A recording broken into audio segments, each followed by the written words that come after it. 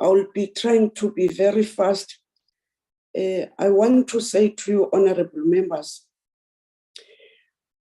our sector occupies a special place at our hearts and at our national life, and where there are gains or losses, we are all affected in one way or another. Over the weekend, honorable members and our guests, the cream of the crop was acknowledged at the Royal Soapy Awards, where Mekoni Chuam was honored with a Lifetime Achievement Award. While still celebrating those achievements, the nation was hit by tragic news of the loss of Costa Titch, a young rapper and songwriter who passed away while performing for his friends.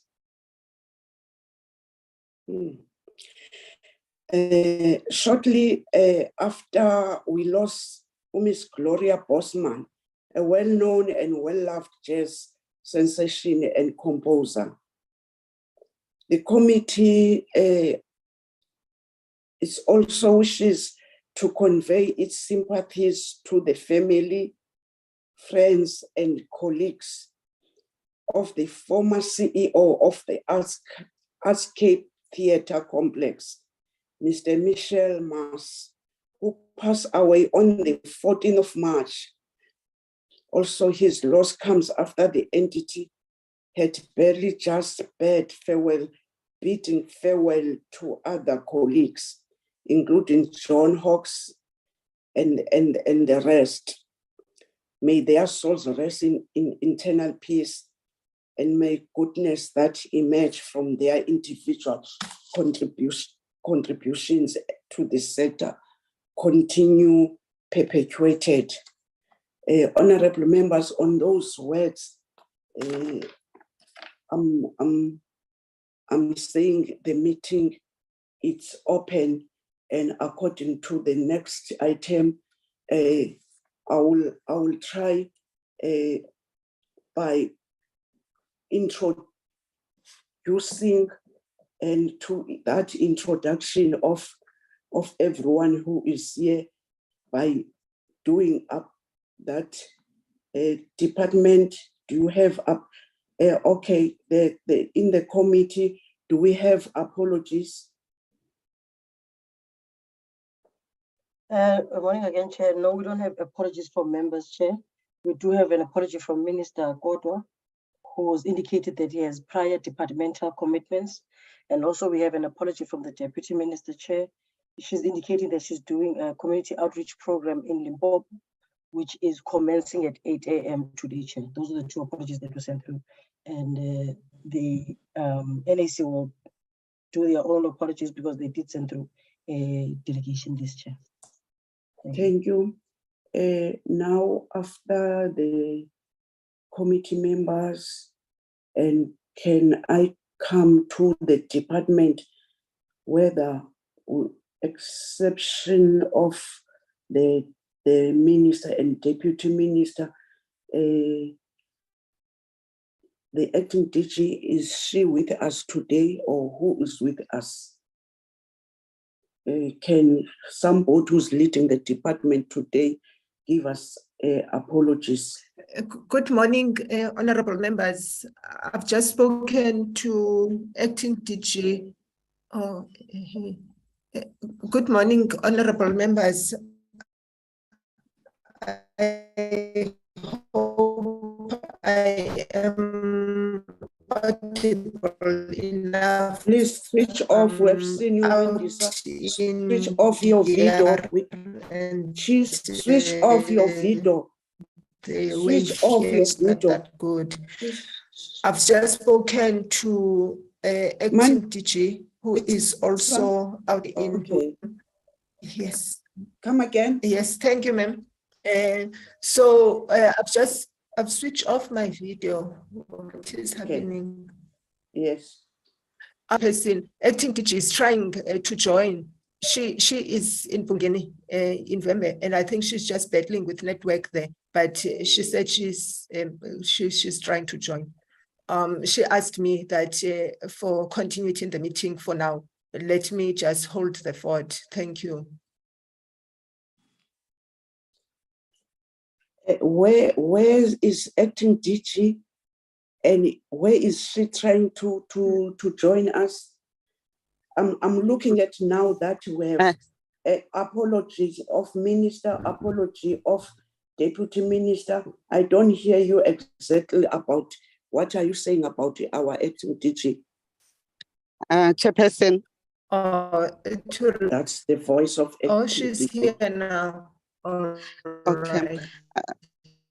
right. If I'm audible, Chairperson, I'm in Vembe municipality in Limpopo.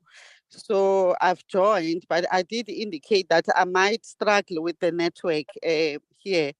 But I would, where I'm not able to then lead when there are things that need the department, Chikwatamba would assist me. But I am here.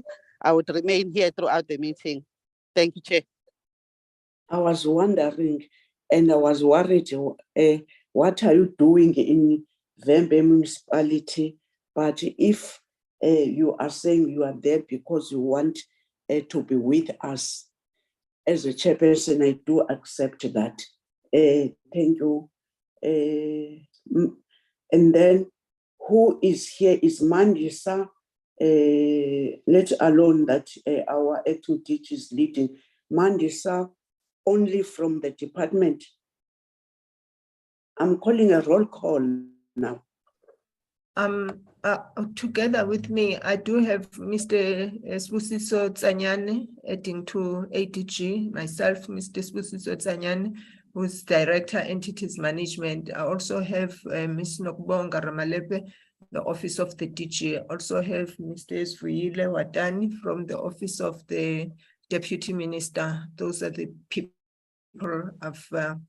I've seen already checked in, chairperson from the department. When you're saying, Bongi, if I miss anyone, whom you were thinking that acting DG and you, Mandy, you were expecting them to be here. That's what I want to hear. I don't want to hear that so far you're seeing those. When you are coming to the meeting, you know who's supposed to be with you in your delegation. I find that when question comes, it's acting DG, it's yourself, it's a small CISO. There's no one that you need to be in this meeting. Yes, chairperson. That's what. Okay. Okay. Let me now come to the NAC. Thank you, Mandy. NAC. Good morning, Honorable Chairperson. From my side, I have got Councillor Dr. Sipos Tole. I've got Councillor Bernadette Mutian. I've got Councillor Kim Matthews. I've got Councillor Ashley Lachu. I've got Advocate Erin Kosi, who's going to be joining us just a little bit later at around 10 o'clock.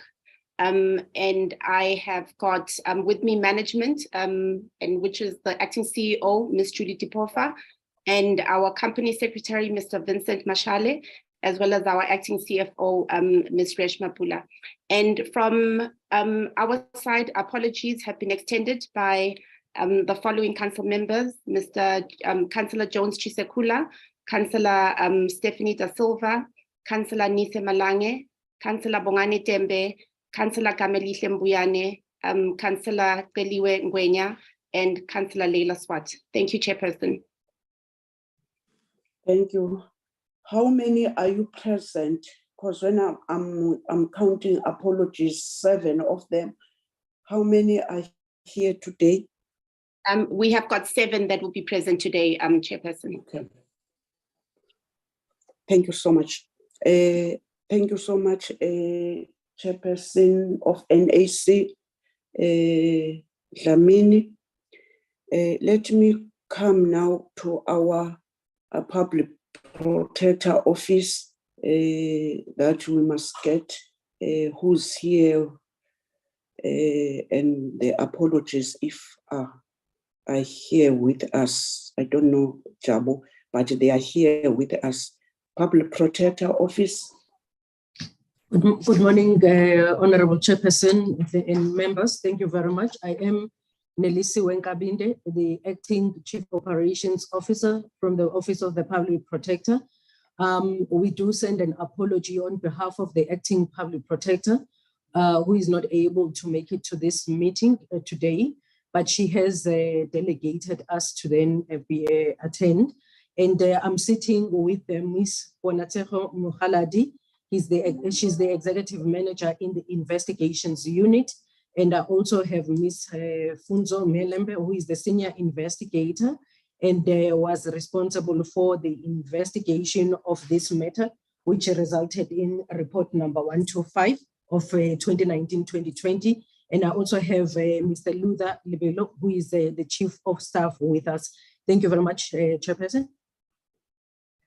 Thank you so much. Oh, yes, and then we have also Ms. Benita Young, from our office, who is the Manager, International Relations. Thank you very much, Chairperson. Thank you so much, Ms. Nkabinde. AG. Thank you. Good morning, Honorable Chair and Honorable members. My name is Mbalitso Tetsi. I'm joined by Mr. Golani Zitwele on this meeting today. It's just the two of us. Thank you, Chair. Thank you, Mbali. Honorable members, can I present now the attendees in this meeting and the apologies to you, honorable members, that we must, I'm proposing that we must adopt the agenda.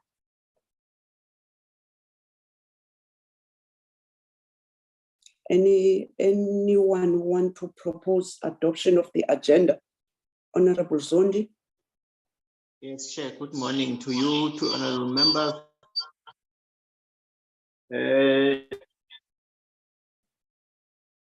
To the visitors of the committee today and the department, I propose that we take the agenda presented to us. Thank you. Honorable Zondi is proposing the adoption of the agenda. Honorable Malomani. Thank you, Honorable Chair. Greetings to everyone. I'm also seconding Honorable Zondi to adopt the agenda as presented. Thank you. Thank you. The agenda is being adopted.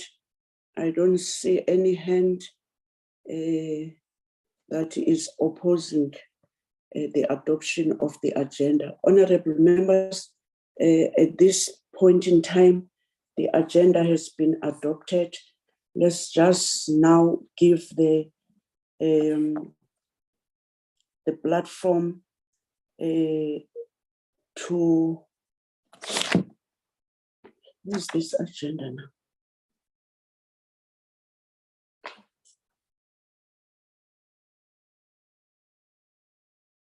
Can you put the agenda, Zolet?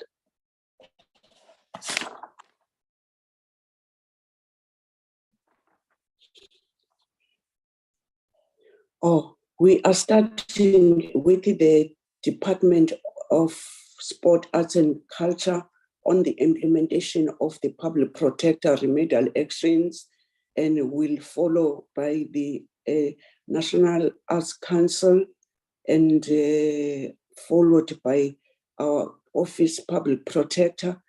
And the last briefing is from AG in that order. Thank you, Zolek Jabu. Can I give this opportunity to our Acting DG, Dr. Khumalo? Thank you very much, Chairperson. I've just switched on my video briefly so that members and yourself can see that it's indeed me, and I'll then switch it off. The DDG Chikwatamba would make just a few remarks. We do not necessarily have a presentation, but we have met Honorable Chair with NAC to be properly briefed in terms of the status of the implementation of the recommendations. So the presentation that the members would have today, that they will be taken through, would talk to what the recommendations were and the extent to which the implementation was executed. So through you, Chairperson, can I then request DG Chipatamba just remarks in opening, and as you have indicated, the presentation itself will be very specific to what the portfolio committee wanted to know. Thank you very much, Chair. Thank you, Acting DG, Doctor. To you, Mandisa. Thank you, honorable members. Yes, as DTG and ADG is indicating, we have just tried to consolidate the response in the presentation that will be presented by NAC. But I can indicate, Chairperson, that from the department side, this is the matter that we have several times tried to put forward responses to the public protector. I think the last time we had put forward responses was in November 2022. And in that, Chairperson, we were also following what you had proposed in your letter, a letter that was requesting that the department, ANC and NAC and the public protector provide a joint report on the implementation of the remedial action. So based on that, there has been engagements between the three parties. And I can as well further on indicate, Chairperson, that there was as well a letter that was written to the Chairperson of the council as well, just to make sure that from our side and them, whatever is needed further from NAC to the public protector, it is provided. So there has as well been a continuation of provision of those responses. And into this year, there have been some follow-ups, and we have been trying to make sure that there is a response to those follow-up. And for what we understand as per these engagements, these remedial actions have been implemented, Chairperson and members of the committee. And I think now it is a matter of us expanding on a detail of what we have always been reporting on, to say the policies were reviewed because that was the main thing, of making sure that we have developed a declaration of interest that is done.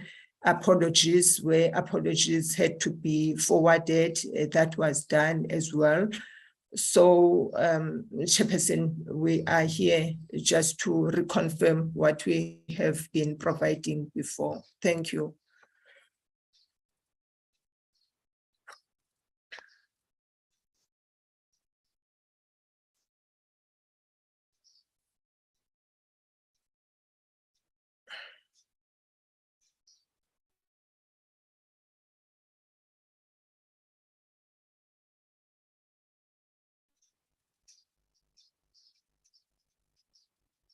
I hope I was audible.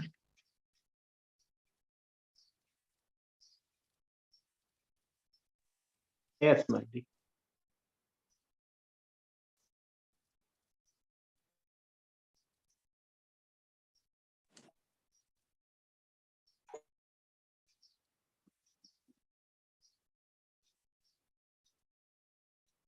Chairperson, Safer Dwayne.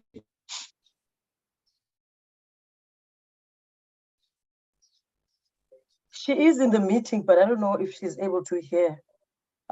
I'll check on it. I do hear you. I don't know whether it's Honorable Mhlongo.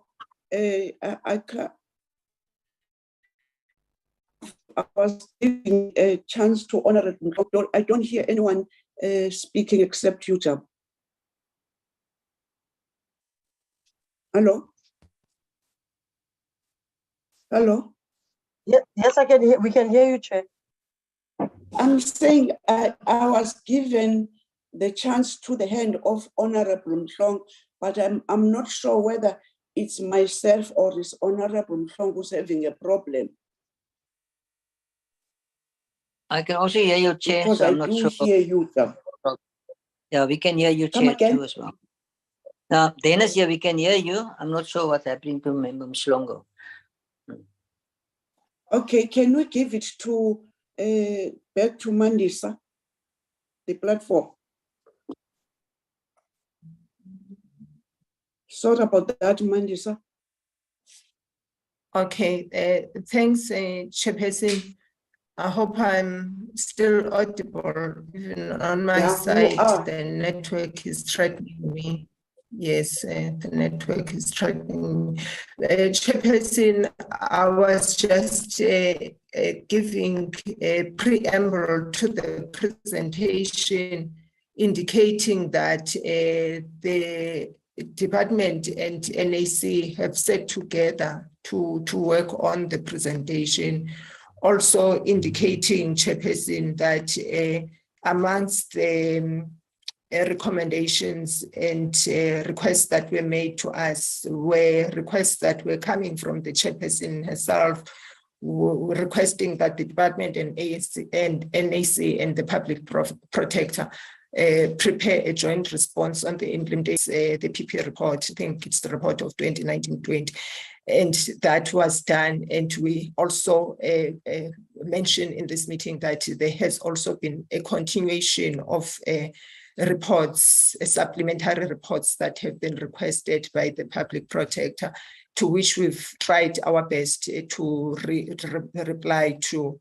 And I was also indicating that the detailed response, the response that was shared from the department working with the NAC in November, and following that, there have been these supplementary reports as per requests of information from the public protector.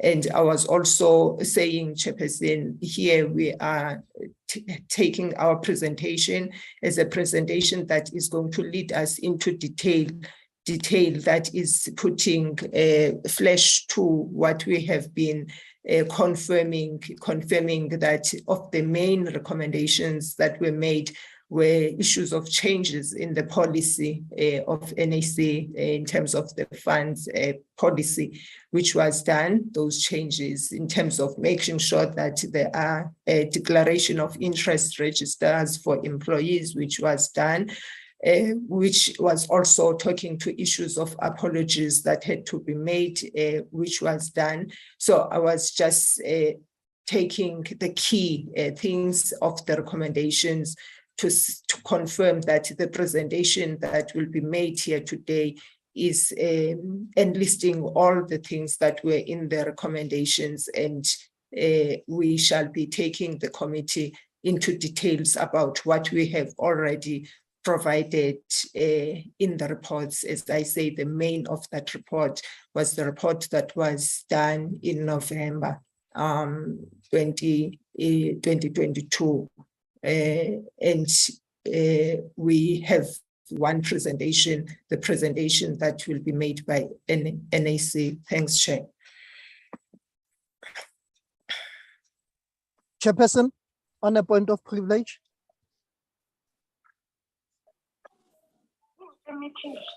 Hello, Honorable Mhlongo. Apology, I've been trying to talk. Just a moment, Honorable Mhlongo. Honorable Mhlongo, just a moment. Just a moment, if honorable members, we don't mind, let me try that this office. Bongi, can you open the office? I want to come to your office. Okay, so thank you. I'm sorry, honorable members, because when I was calling Honorable Mshongo, I was not aware whether the problem is with me or it's with you, Honorable Mshongo. That's why now the office here of Public Works, they are responding, because immediately that I didn't hear you, I was thinking that maybe I'm having the problem because the signal is so weak. So I'm giving, before Mbali giving, somebody was going to take us through. Honorable Mshongo is back, maybe he was having a problem. I don't know. Honorable Mshongo. Thanks, Chair. In other words, I was having a problem. I was not aware. Chair, I wanted to ask you, in fact, even your office exactly, did you direct NAC and the department to have a joint presentation? That is the first thing. My belief is we are doing an oversight on both the executive and the entity. Now, how can the entity must do an oversight to the, how can a department do an oversight to an entity and they have a joint presentation? Now, I question the governance part because we've never had a precedence of the NAC and the department have a joint presentation. It's shocking to see that only issues of public protectors are a joint venture. And I've never seen this. I've been in Parliament for more than 8 years. I've never have a committee that has a joint venture, a presentation with an entity, unless you have instructed them, and then you have to explain to us why is this precedent is going to be set. Thank you very much, Chair. I need a clarity on that.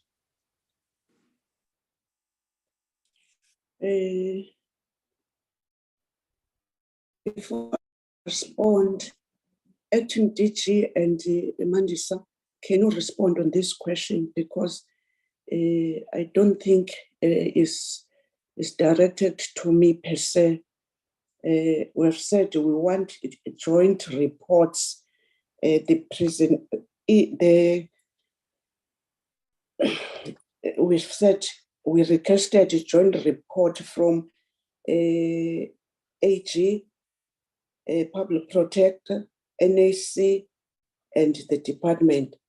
And I'm suspecting, if I'm not mistaken, Mandisa, you were about to ask that you are going to present what we have asked. Am I correct, Acting DG Mandisa?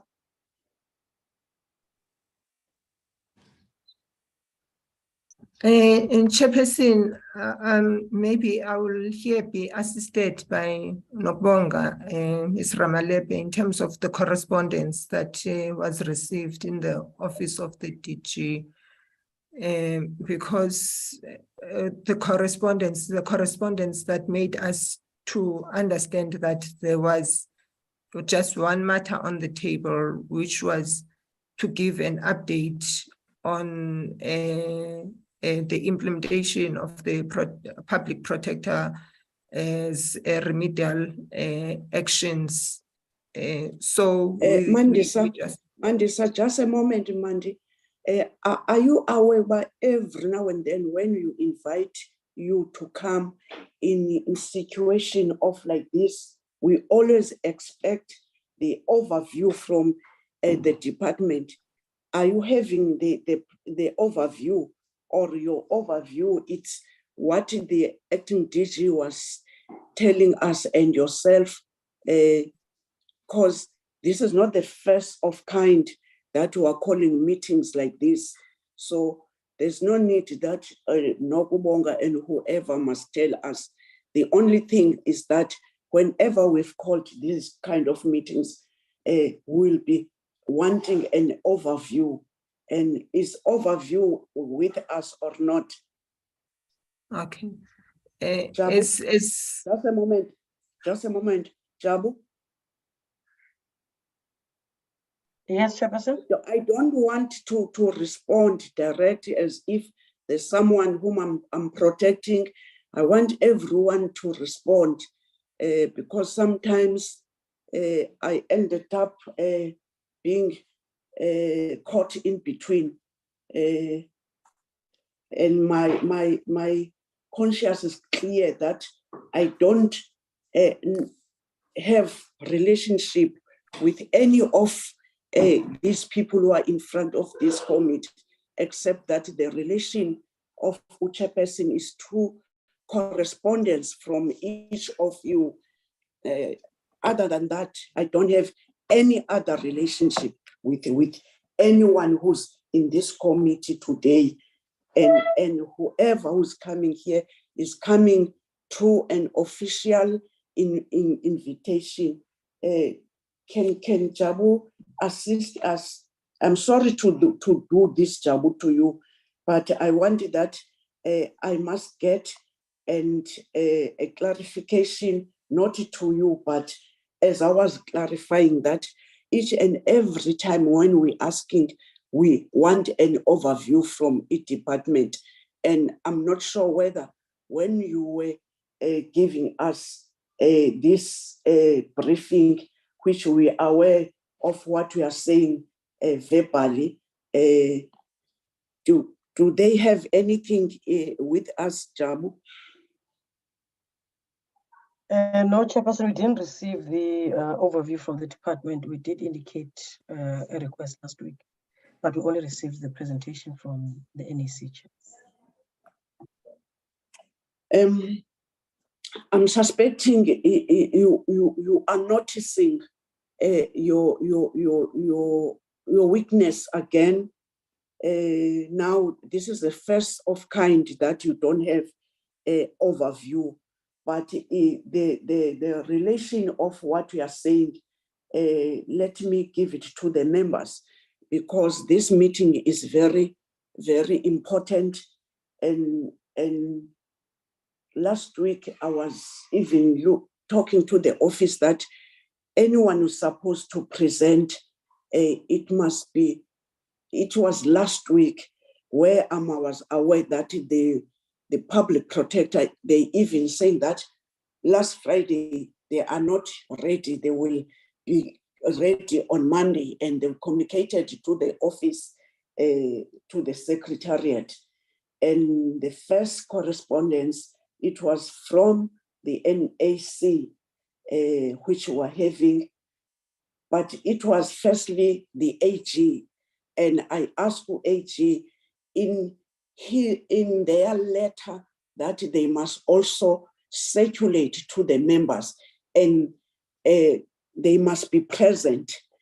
And the second, it was NAC, they forwarded. And in reality is that even the public protector, they did circulate those.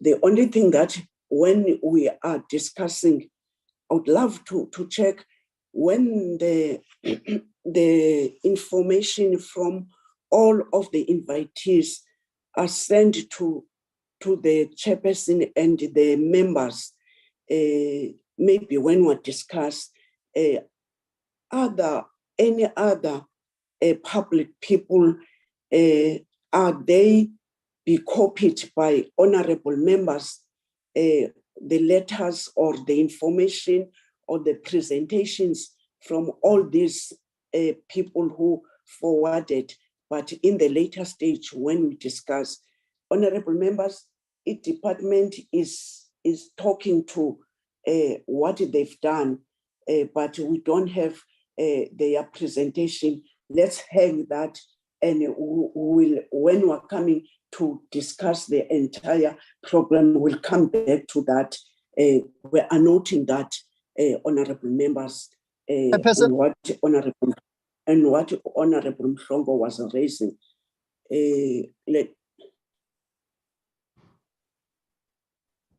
This is problematic when you're still talking, members, they are just calling you. Honorable Mhlongo, your hand was up, you didn't drop it in order that I must know that is a new hand. Maybe that's why you are calling me now. Every member, when you raise your hand, after I do give you the platform, you must lower your hand in order that I must not be called. I must be called by a raising of hand. Honorable Mhlongo. But this is a second hands. This is not the first. I lower it and it's up again. No. Yes, but nonetheless, Chair, I think the question was directly to you because the speaker mentioned you that you gave opportunity to have a joint presentation and they don't have an overview. It shows that they cannot even do an oversight to the entity. There's a lack of governance within the department. They can't do an oversight to the entity that they are representing or that are doing an oversight to. For an example, we don't have an overview right now. And Chair, it's uncalled for, it's unbecoming. This is the first time, but it's uncalled for us to treat this item like this. Noted your comments, Honorable Mhlongo. You are echoing what I've just said to the department, saying that this is the first time kind that the department is not. It's our thing. Own report put in Zulu, where the department must oversight to the entity. Now, this entity, Chair, it's questionable. Honorable Mhlongo, what are you doing now? What am I doing? I'm saying, I'm talking, Chair. I'm saying you are, the speaker told us that you gave them an opportunity to have that it's recorded. She said, you said they must have a joint. She didn't say, she said that unless she said I'm out of order, we'll go to the transcript. She said it that you said they must do an joint presentation. I'm not putting words into your mouth. She said that now in this meeting. And that's why the question was directly to you. Now I'm saying to you, Chair, it is uncalled for and unbecoming for us to do an oversight work to the department, and the department must give in an oversight to the entity, that entity, NAC. They didn't do it because we don't have an overview from the department. It is wrong. And even in my email directly to you, Chair, I've said it shows that if you don't have other parties like SARU, this issue is all about SARA. It's all about them. They're not here, but the entity does not have a presentation, worst of all. I want that to be noted. I don't just note it for us to discuss it late. I'm raising for the point of procedure. Thank you. Can you lower your hand? Can you lower your hand? Yes. Honorable members, you heard what Honorable Mhlongo is saying. I don't see any hands wanted to contribute. Honorable Malomane. Thank you, Honorable Chair. I think for the department, it was wrong for not having an overview because usually when the entities come and present, they do have their own overview. And then after that, the department presents so that we can check what the department has presented to us vis-a-vis what the entities have said. So to me, for the department not having it, it was very, very wrong. It is not correct. It is our norm that the first item is for the department to give us an overview on their side so that we can hear what has happened on their side in the issue of the implementation of the recommendation so that the department could show that they were doing oversight to the entity. But my proposal, it will be that Chairperson, because we've got the NAC, whether we call it a joint presentation or what, can they present to it? Because this matter is very, very crucial so that we make a way forward so that we can, because we've got work that we need to do to oversight because there are still issues that are pending that need to be finalized. So please, I think maybe if we can move and then we note that the department didn't make an overview presentation to us. Thank you, Chair. Can I be, okay. The following hands, Honorable Zondi, Honorable Veronica, Honorable Mashingosi, in that order. Thank you, Chair. Chair, I agree with Honorable Malomane we are noting the concern. But I'm of the view that if the department knew that they are going to, they are doing a joint presentation with NAC, they should have notified the chairperson that presentation will be joined with the NAC. There won't be an overview separately as a department, as a norm of the committee on any entity that is presenting to the committee. But Chair, I think the concern have been noted, and this is early progress. Thank you, Honorable Zondi. Honorable Veronica. Chairperson, yes, I also just want to concur with Honorable Mhlongo and the rest of our colleagues. I think the lines of governance is indeed blurry, and the department is supposed to do oversight over the NAC. So it cannot be that they present in the same presentation, basically. Thank you, Honorable Van Dijk. Honorable Maringosi. Thank you, Chair. Yes, my colleagues have said, all I wanted to say, but seriously, what was the plan of coming to this meeting with no overview? What was the hidden agenda about doing it? So please, can we carry on, but then can this meeting be fruitful and make sure that we come to a conclusion about the things that are very crucial that NAC, the department, and public protector need to be discussing today. Thank you, Chair. Thank you, Honorable Marlingos. Honorable members, I'll give you Mondays. Honorable members, I must again to refer to you that this is the first time that a department not coming with the overview, and if they were, this is not the first time that you are inviting a department with their entities, and this is not the first time that we always emphasize that they must communicate direct with their entities, because sometimes these entities will be saying that no, the department didn't talk to us, didn't communicate with us. When we're doing a communication, we do refer even to a department, in order that a department must make sure that their entities are aware and that they must come and present. So we are noting that a department today doesn't have an overview. And last week, honorable members, after the meeting on Friday, I asked the Secretariat to round up everyone that we come. It was come the weekend that every presentation must be with the members. The only apology was the public protector was saying that they will be not meet that deadline, and the office communicated to me.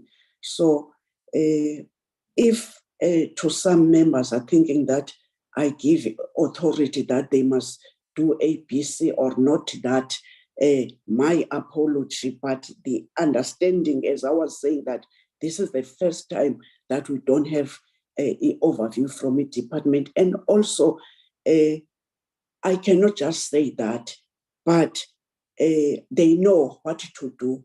Mandisa.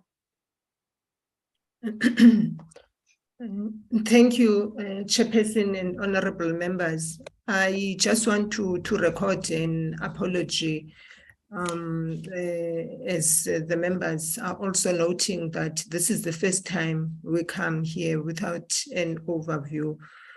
Definitely there has been some kind of misunderstanding from our side, and I think that misunderstandings perhaps can only stem from the several reports that have been flowing on this matter. So we thought today is just for us to put up a summary of what has been done, which from our side would have been the same summary put up in the presentation that is prepared by NEC, and then there be an engagement from that summary. So we highly apologize for this misunderstanding, Chairperson. Thank you. Acting DG, as the office of the chairperson, I'm always communicating with the past DGs and acting DG, and I'm suspecting you are aware that when things are not coming forthwith, I'm always trying to get hold of any DG or acting DG. I'm suspecting today you do hear what is going on.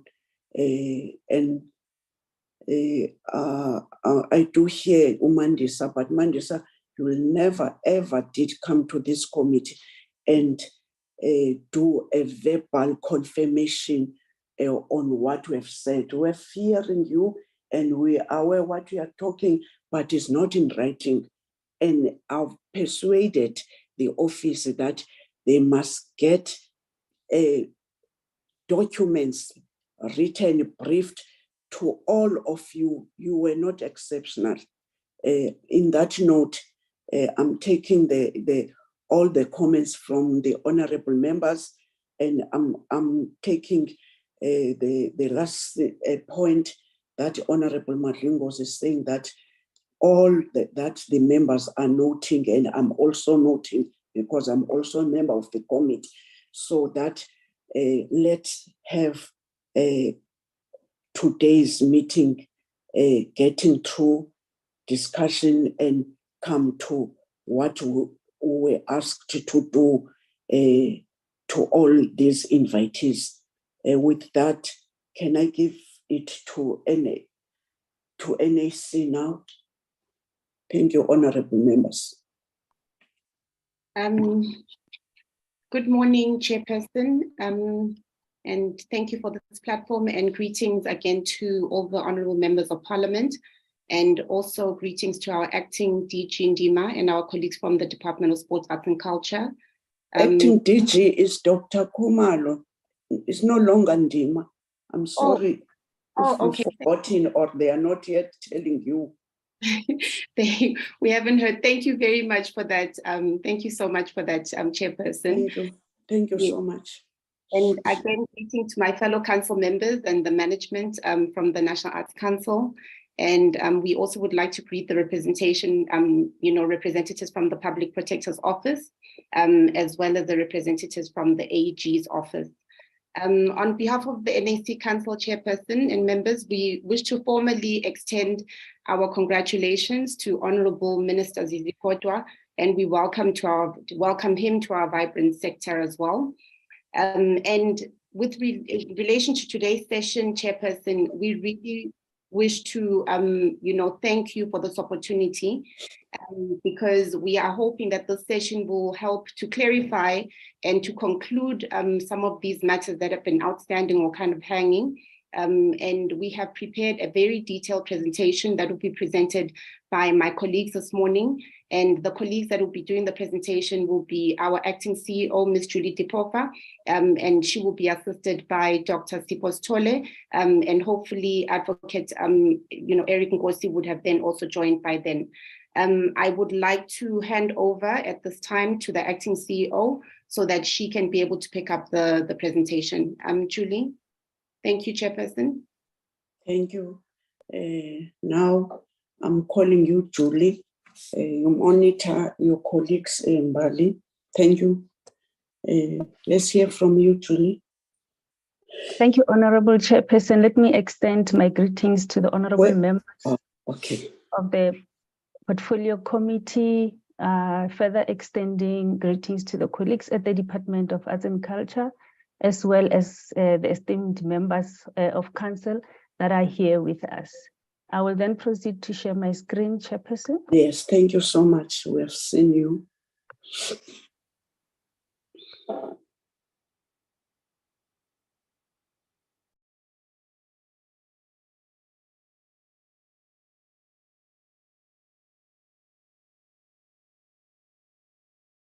This is the NAC's presentation to the Portfolio Committee on Sports, Arts and Culture, and it is the NAC's progress report on the implementation of the recommendations of the Public Protector. My presentation outline will include introduction and background, the findings of the Public Protector, recommendations of the Public Protector, the progress of the NAC in the implementation of the Public Protector's remedial actions, and the status of the expired projects and surplus funds policy.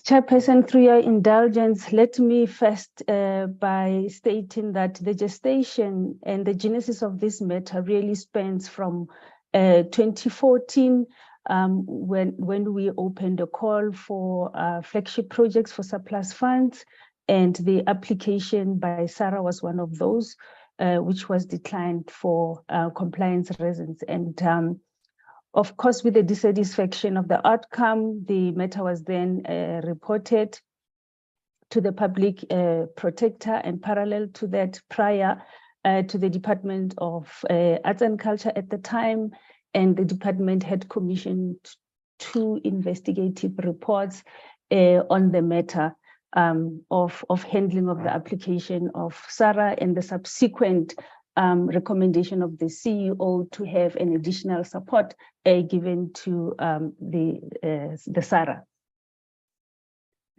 But for the particular reasons why we're here, we're really looking at the outcome of the Public Protector's reports and what its findings were, as well as the recommendations that were given for the NAC to engage with.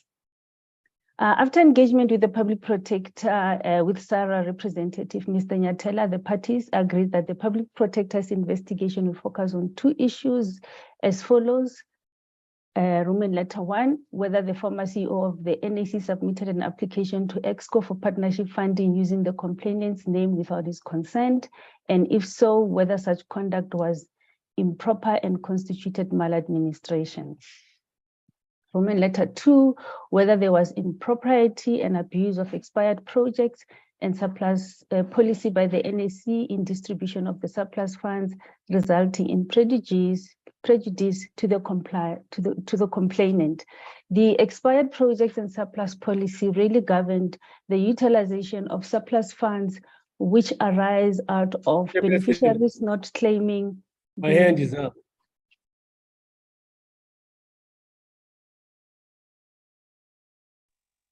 Honorable Malingos. Thank you, Chairperson. Thank you very much. Chairperson, I want to be clear as to, is it proper for the NAC to be discussing SARA when there's no representation of SARA here present? Thank you, Chair. They're all going to talk about SARA, everyone who's here today, because we wanted that they must tell us, as this committee, we were compelled to call them because SARA wrote and saying that they've lied to us. So, and now we want to hear, and that's why we've called them. We didn't call SARA. We've said, oh, SARA, after we've got what they lie about when they were with, when they were supposed to do irremedial, we'll get into that. We're still going to discuss. Let's give the people to present, and in our discussion, we can do that. Honorable Malingos, we cannot discuss now whilst people are presenting, but the reality is that this meeting was called like this, and they must report what is it that they didn't do in order that SARA must write to whoever in order that the committee must call them to explain to us. We are not yet in SARA. SARA will get the report after all what today we're going to get. And then this committee will respond to the relevant office in the Speaker's office and to SARA. Now we want information. I thank you. Please go on. Thank you, Honorable Chairperson. I was explaining how the expired projects and surplus policy was utilized by the NAC. I was just saying that it governs the processes where unclaimed funds coming from the contracting process where funds. Point of order, Chair. Honorable members, are we going to do this until the end when people are presenting? Yes, I'm granting you the permission to talk, Honorable Nhlong. Chair, you said you must raise my hand was up, but nonetheless, I think you did not see it. Chairperson, I think the culture of us, if there's a dispute, there's an email you've received, we call all parties because there's a dispute.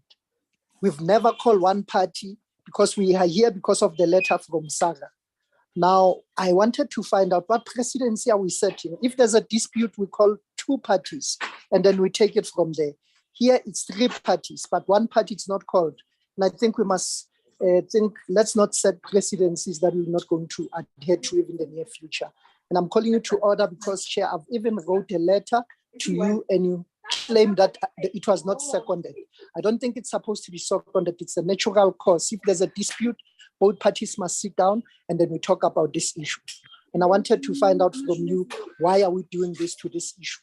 We've called different entities with the department if there's an issue, but on this one, we don't call SARA. What is it? I'm trying to follow up on what Honorable Madlingos was telling us. Thank you very much. I'm seconding him with what causes us not to have SARA. They must speak for themselves.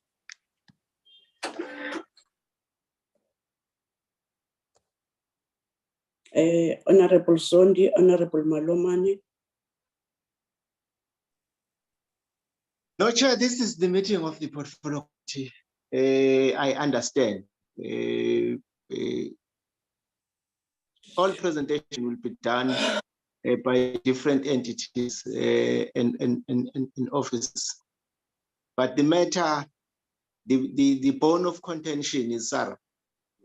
Whether SARA should be present when we were talking about it, we were not there when they wrote to the public protector. We were not invited to that meeting or presentation if they presented. But they are at liberty to talk to anyone and come back to us. And this is the meeting of the portfolio committee, not court. We are not compelled to have anyone who raised any issue with us or with any entity to be present in our meeting, as if there is something that we know that the department or that entity concerned is not going to respond to it. So the meeting is about SARA, but all the participants from different offices are here. I see no reason why we should not continue the meeting because SARA is not in a meeting. Thanks, Chair. Thank you, Honorable Honorable Zondi. Thank you, Honorable Zondi and Honorable Malomane. Thank you, Chair. I think the meeting of today is the issue of to say we gather the information, all the information that is needed. So that is why NAC and the AG office are here regarding the issue. So as a committee, we are doing an oversight. We've got the right to call these two, and then maybe the other day we'll call ISAR to come and do the presentation. So I think let them present whatever they are having, and we gather information as a committee as we're doing oversight. After that, we can agree to say this is what has happened vis-a-vis what has been written to us. Thank you, Chair. Thank you, Honorable Malomane. Honorable Sibia. Thanks, Chairperson. As chairperson, before we start the meeting, we're supposed to say that Sarah is not present today. Let's give them the opportunity to do their presentation. Then if we are deliberating on these presentations, we can say when we need to invite Usara. But I would like to know whether Usara is an entity in Ghana. If kunjalo kodwa, let's discuss it after all these presentations. Thanks, Chairperson. Thank you, Honorable Sibia. Honorable, I'm not sure whether Honorable Madlingozi and Honorable Mhlongo, these are second hands. Let me take Honorable Adams and I'll come back to you, Honorable Madlingozi and Honorable Mhlongo. I thank you. Thank you, Chairperson. Chairperson, can you hear me? Yes. Thank you so much, and good morning to all on the platform. Chairperson, I will really agree with my former speaker, Honorable, on the issue of Sarah, but what I wanted to know, according to my, not what I want, but according to my knowledge, Sarah is not an entity, and in that it does not report to the department. So let's forget for now the issue of Sarah. Not that we put him aside, but we can invite them to bring reports to the committee. But for now, Sarah is not in the committee, and Sarah can't be presented now. So let's leave the issue of Sarah for a next time. I thank you. Thank you, Honorable Member. I'm saying, can those who are finished drop their hands? Honorable Madlingozi, Honorable Mhlongo. Thank you, Chair. Thank you, Chair. I still believe, Chair, that this will go back and forth for a very long time if this is not being discussed here and now and finished. Yes, of course, Sarah is as important as all the entities, because Sarah is coming up with questions that they have engaged with the NAC and all that. So definitely, it is as important as all the other people that are here. There is nothing that says that Sarah is less important, and I don't agree with that one, Chair. I still believe that Sarah should have been here so that we discuss this whole thing and then we finish with it.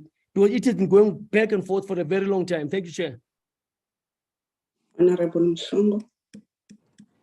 Chair, I think we must respect all entities or stakeholders. And Sarah is one of the stakeholders. And we give them more than 24 million when you check. That building is standing because of us. Even activation and administration, it's because of this department.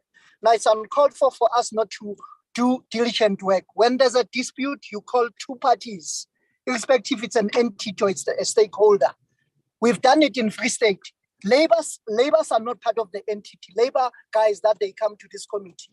We have union that are coming. They're not part of our entity, but we call them. Now I'm saying, what precedents are we doing, giving? Even in the near future, we're going to do this. We give others. What you do on your left, you must do it on your right. Now, today, we only do the right. We don't do the left. Now, it's uncalled for, and it must be recorded. There's no consistency in this committee. And worst of all, we receive emails from Sarah. We don't respond. It's shocking. We'll always continue to receive these emails, but we don't respond. They say members, they say chairperson. We don't respond. Now, we're avoiding this. If Sarah was here, these exchanges of emails are unnecessary. They're a waste of time if we don't give a institution like Sarah an opportunity to say their call, and we take it from there. Now we're still going to get, worst of all, chairperson, you told us last time that you received SMS, shocking SMSs, which we condemn. But in other words, they're still going to continue for us to, you receiving SMS directly from Mr. Nyatela, and as you told us that others are even abusive, which is, it's wrong. Now, in an ideal way and procedural, if there are issues with two individuals, maybe because it's not an entity, it's a stakeholder and the entity. You call both. Worst of all, there's a mediation that came, which is from public protector, and issues that claiming they've acted according to diligent of remedial action, and it's not even done. Now, Chair, I'm putting it to you that what presidency are we giving this committee? Labour came to us, they're not part of the entities. We went to Free State, we spoke to staff.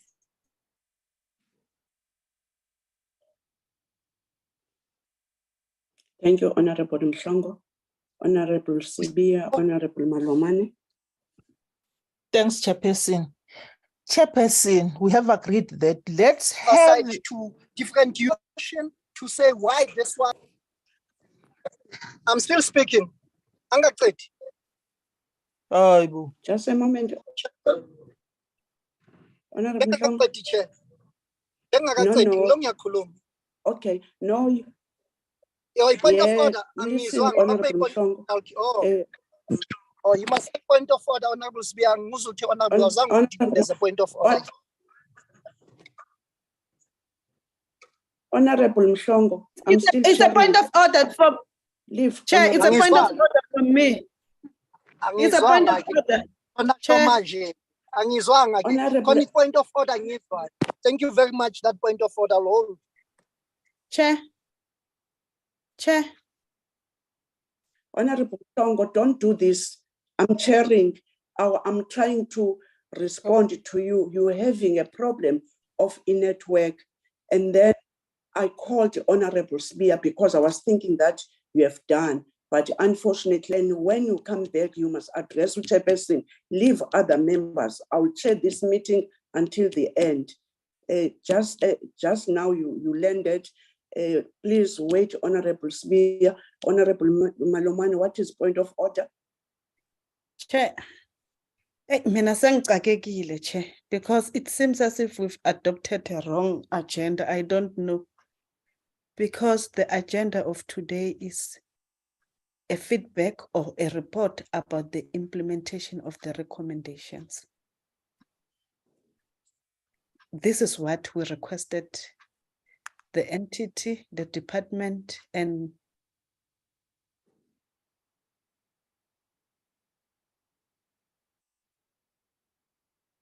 you're all having a problem of network. Honorable members, before I give all these hands we are up, those who have finished to contribute, especially Honorable Mhlongo, your hand must be. Point of order. I'm not yet finished. I'm not yet called you. When you landed, you were finished, and the point of order, you will respond on it when I'm giving you a platform. Honorable members, I've seen all your hands. Can I give the direction in the meeting? We adopted the agenda. The agenda and the meeting of today is about the remedial action, which those remedial action were disputed. We wanted today, there's no other way. We wanted today to hear to these people whom we invited, but why their remedial actions were not implemented, and if they implemented, how did they implement? And then from there, we can't not to go back to the person who is writing, whom we were thinking that in order that we must listen, let's call these people and then come back to the person who's Mr. Nyatela, who wrote to us all, let alone other contents of the emails, contents of the letters. So here are we today. That's why we have adopted the agenda. Honorable Sibia, I'm sorry, Honorable Mhlongo, and then Honorable Sibia, Honorable Adams, Honorable Zondi, Honorable Dennis, in that order. Thank you, Chair. Chair, I'm respecting you.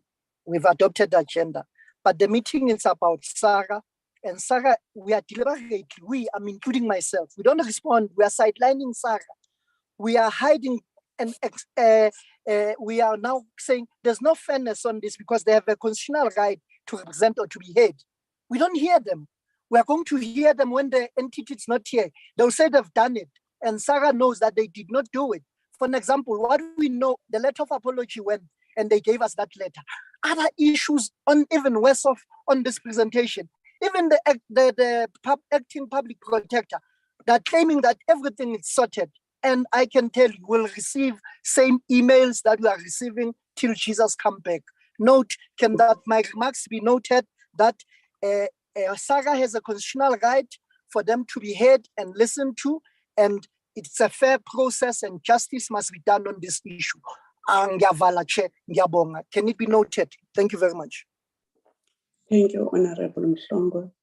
We've noted the flight of gates, that until Jesus come, but as a chairperson, I was thinking that in our last meeting we discussed, and in the agenda, when we put the agenda, we wanted that we must get facts from these people or leaders whom we called, in order that we must hear from themselves the story, and if they are not agreeing on the lies or not agreeing on whatever remedial, is another point of another day of the decision of the committee, what next to do. But I'm suspecting immediately that we have put this agenda, which has been here to the committee in the program. We are in the track, and we cannot suppress anyone, community members, any South Africans. They have a right that they must complain. And as the committee, we have a right to call these people whom they are thinking that they've done what they was expected to be done. And then now there comes matters arising out of what they've done, which were not there. We are giving them the opportunity to say something about this meeting, that we are coming to you to give us what exactly you have done is being challenged. And if it's being challenged, let's hear your story, and we'll take the decision as this committee. We still have the right to do that. Honorable Sibia, Honorable Adams, Honorable Zondi, Honorable Joseph, in that order. Thanks, Chairperson. We have adopted the agenda, and we didn't say that SARA is not present, and the presenters were given the chance to do their presentations. Our bad tendency to intimidate the presenters if Sebeletama report, it cannot be tolerated, Chairperson. Let's respect those who are giving us the presentations. Then if we are discussing the presentation, we can say, okay, this report we have received, we can't discuss it before we get a report from SARA. Let's invite SARA. So we are intimidating each other here. If SARA is not here, we can't discuss anything. Why didn't we say that SARA, if SARA is not present, we are not going to discuss these presentations? Let's discuss the presentations. We will agree afterwards whether we are going to invite SARA in our next meeting or whatever. Thanks, Chairperson. Yabana Lenok Sabsan. Bye. Thank you, Honorable Sebi, Honorable Adams, Honorable Zondi, Honorable Dennis, Honorable Veronica. Thank you very much, Chairperson. Chairperson, you already give us guidance on the agenda. We adopted the agenda, whereby 3 entities with the department have to brief us on the issue. That was the department, NAC, the Office of the Public Protector, and the Auditor-General. We adopted it, and we don't want to sound like a CD playing over and over one thing. And the thing of maybe Sarah, it's because of staff members within the entity that is not present, but it can't. We can't have discussion around Usara. We must listen to the presentations, and out of the presentations, we will engage on the issues around Sarah. I thank you, Chair. Thank you, Honorable Adams. Honorable Zondi. Stick to the agenda. Honorables, lower your hand. Now, Honorable Adams, lower your hand.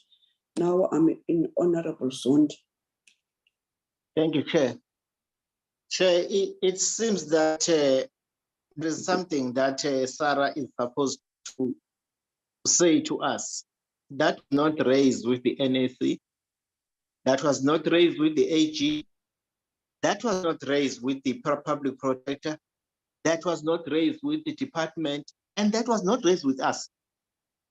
It seems as if there is something that Mr. Nyatela and Sarah, there is something that is going to say that is not covered. That is not covered, Chair, I repeat, that is not covered in the presentations. But Chair, if anyone want to meet with Sarah or Nyatela, you should do so. You go and meet Mr. Nyatela or Sarah whenever you like to meet. But Chair, and we have invited different offices to deal with the same matter that Mr. Nyatela is supposed to tell us.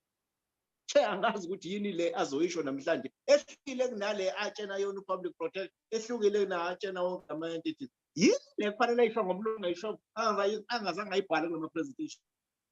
Chair, I agree with your guide. We have an agenda to deal with.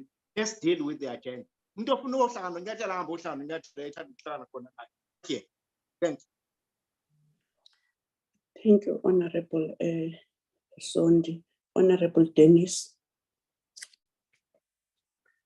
After Honorable Dennis and Honorable Veronica, I'll round up now and give the presenter to go on with the meeting of today. I'm saying that, Chair. Honorable member, Honorable Dennis. Chairperson, my hand is up. Can you note me? So, Honorable Dennis, I've raised my second hand. It was lowered. And can you note me before your closing remarks? Honorable Mhlongo, you must listen carefully what I've said. I've gave you 3 times. I gave 2 times, Honorable Madlingozi. I'll give you, but after that, I will go back to the agenda. Honorable Dennis. Thank you, Chairperson.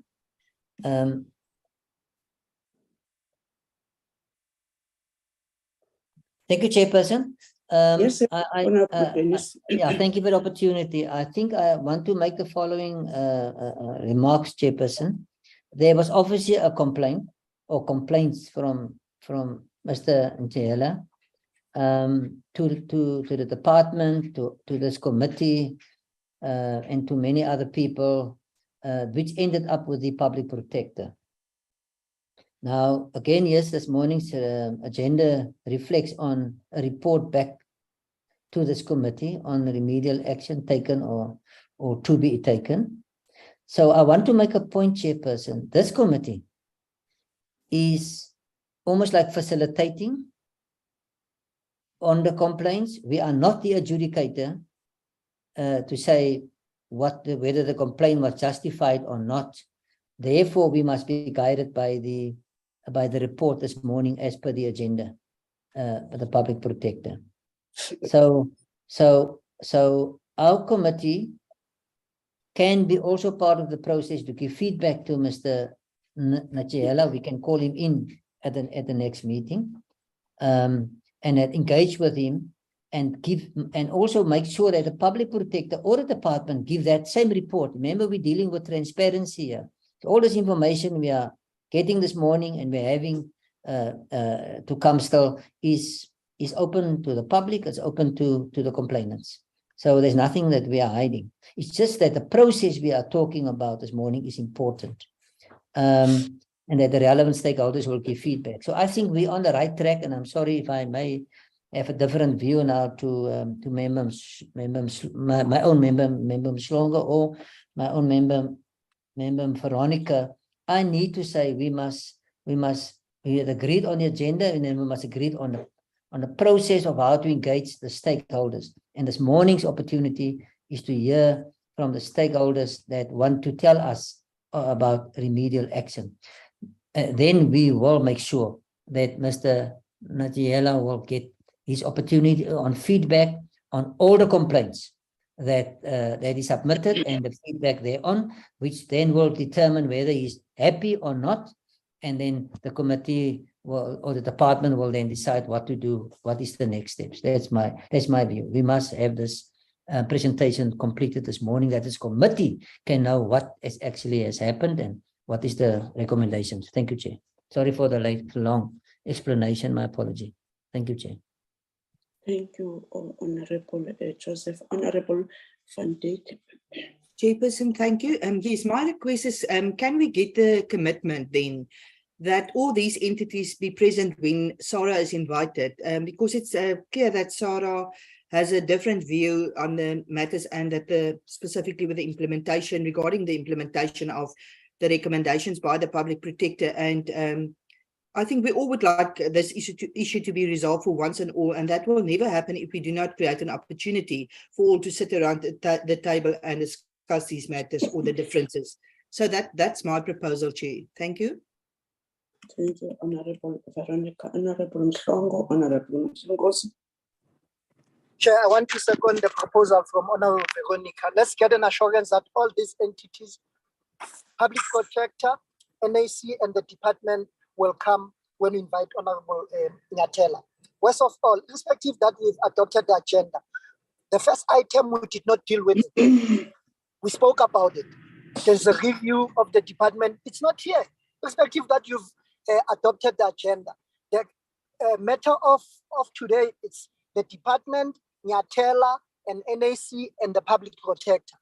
Now, we raise this because the speaker, I think Honorable Madlingozi started it. The speaker spoke about SARA, and which is, worst of all, members are saying we Sabuglandu Nyathela Skulmenai. It's not that. We speak to any individual who's interested to the sector. Personally, I speak to anyone who's interested to the sector. And I speak to those issues, I meet them, and I'm still going to meet them. It's not a question that we're afraid to meet our stakeholders. We will meet our stakeholders. We will meet anyone who wants to meet with me. And Mr. Zondi noted, I'm going to meet Nyathela, and you've received emails, but you are quiet on those emails. Now, that's why we are like this. It's so uncalled for us not to respond to emails, Gababu Nyathela. Thank you very much. Irrespective of the among. Chair. Honorable Mahlingozi. Thank you, Chair. Thank you, Chair. Definitely, you know, the adoption of the agenda is not an issue if the very first item is not respected, Chair. And, you know, it is very strange that Honorable Zondi is saying that all those who want to go and meet Nyathela must go, as if there's a click. No, we listen to each and everyone, and I believe that Nyathela should be here so that we don't go back and forth, you know, with this whole thing. And I agree with you that whatever, you know, people are going to be saying about Nyathela will be irrelevant because he is not there to answer for himself. Thank you, Chair. Thank you, Honorable Mahlingozi, Honorable Malomana, Honorable Sibia. I would love that, Honorable members, you must all now lower your hands, and then because now I'm seeing more hands, I want to go back to the presenters and all whom were invited here, supposed to do what is expected to do, let alone honorable members, that sitting here, there are allegations that this NAC committee and chairperson is just a looting scheme. It's one another thing. It was the last email that I've got yesterday, but I don't want to come and raise all these side facts issues. I wish that to all of us honorable members, we must appreciate how a committee is functioning when we are sitting. We present apologies, we present agenda, we adopt agenda. And this is today that I'm saying that once we have presented the agenda, in between the agenda, we must not reflect that we have adopted it. It can't be like that, honorable members, irrespective of the issues that we want to raise. And I even said, I don't see any other hands opposing, but now we're stuck in the question of agenda, which was adopted, and there were no one who opposed agenda. Let's do the procedures as members of parliament when we adopt. And honorable members, I don't have anything against Mr. Nyathela. He wrote many emails, and when now I was thinking that let's put it on the agenda, we did come to this committee, to our visitors who are present here, that let's attend the issue of Mr. Nyathela. And then I'm thinking today we are trying to get exactly to these people that they allied to Mr. Nyathela, in order that we must take the report back to Speaker, and Speaker must respond to Mr. Nyathela, because this committee is Committee of Parliament. Immediately that NAC, you lied, immediately that we got that, and we are compelled by the Parliament of South Africa to call people who are involved in this issue, in order that the member of public, whoever he or she is, must have that Parliament through a committee is listening to those people whom are alleged that they've lied. So here we are. And after that, the agenda is clear that we are not suppressing Mr. Nyathela. We want to get from horse's mouth, and then we have got a mandate to report back on what we're getting today, and we have adopted the agenda. I'm no longer going to take the hands and saying that I'm happy every member contributing here is being recorded, and everyone who is here must be aware that we cannot suppress any member of the public. That's why we have put in our program. You were not aware, NAC department and AG and public protector, that maybe why are we calling you? Why are we putting this? Here you are, you get why we are calling you.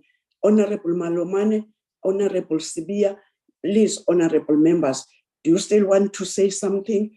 Because your hands are up in the last round. Honorable Malomane and Honorable Duduzile Sibia. I thank you, honorable members. No, Chair, because you've already round up as a chairperson.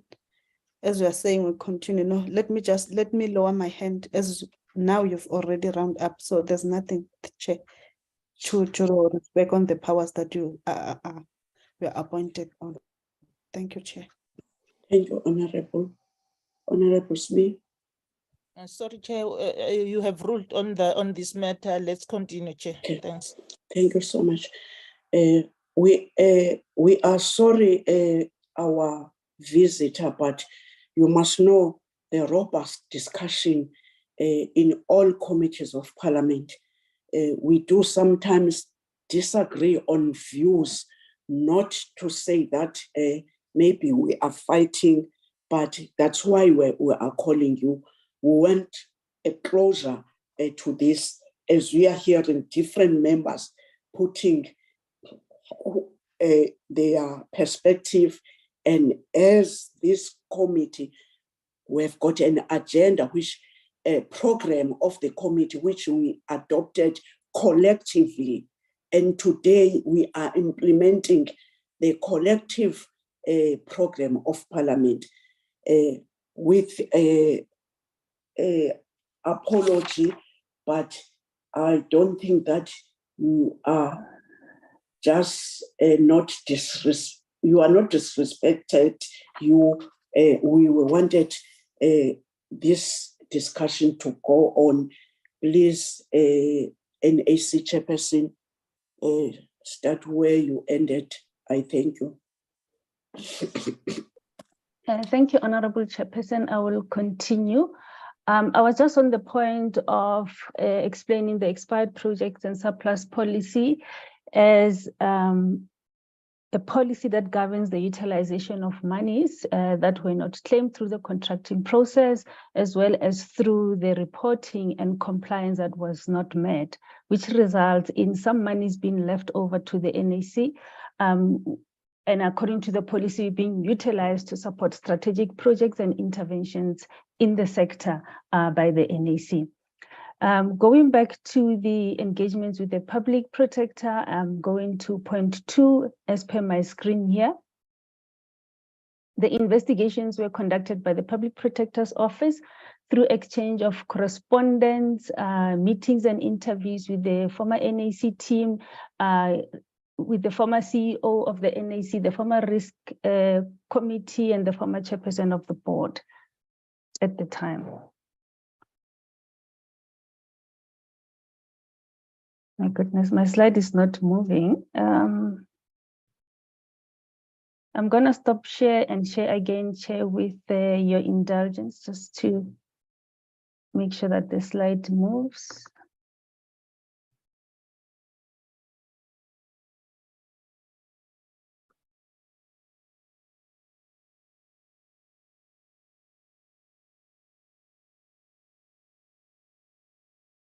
Apologies for this. I did not anticipate that we will have this. But I'll start afresh. Apologies, Honorable Chairperson.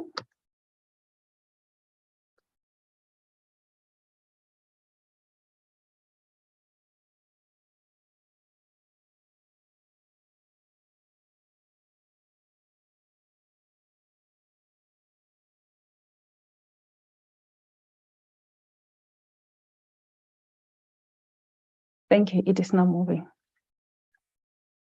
Thank you, Honorable Chairperson. I will continue. The second point, we're looking at the findings of the public protector.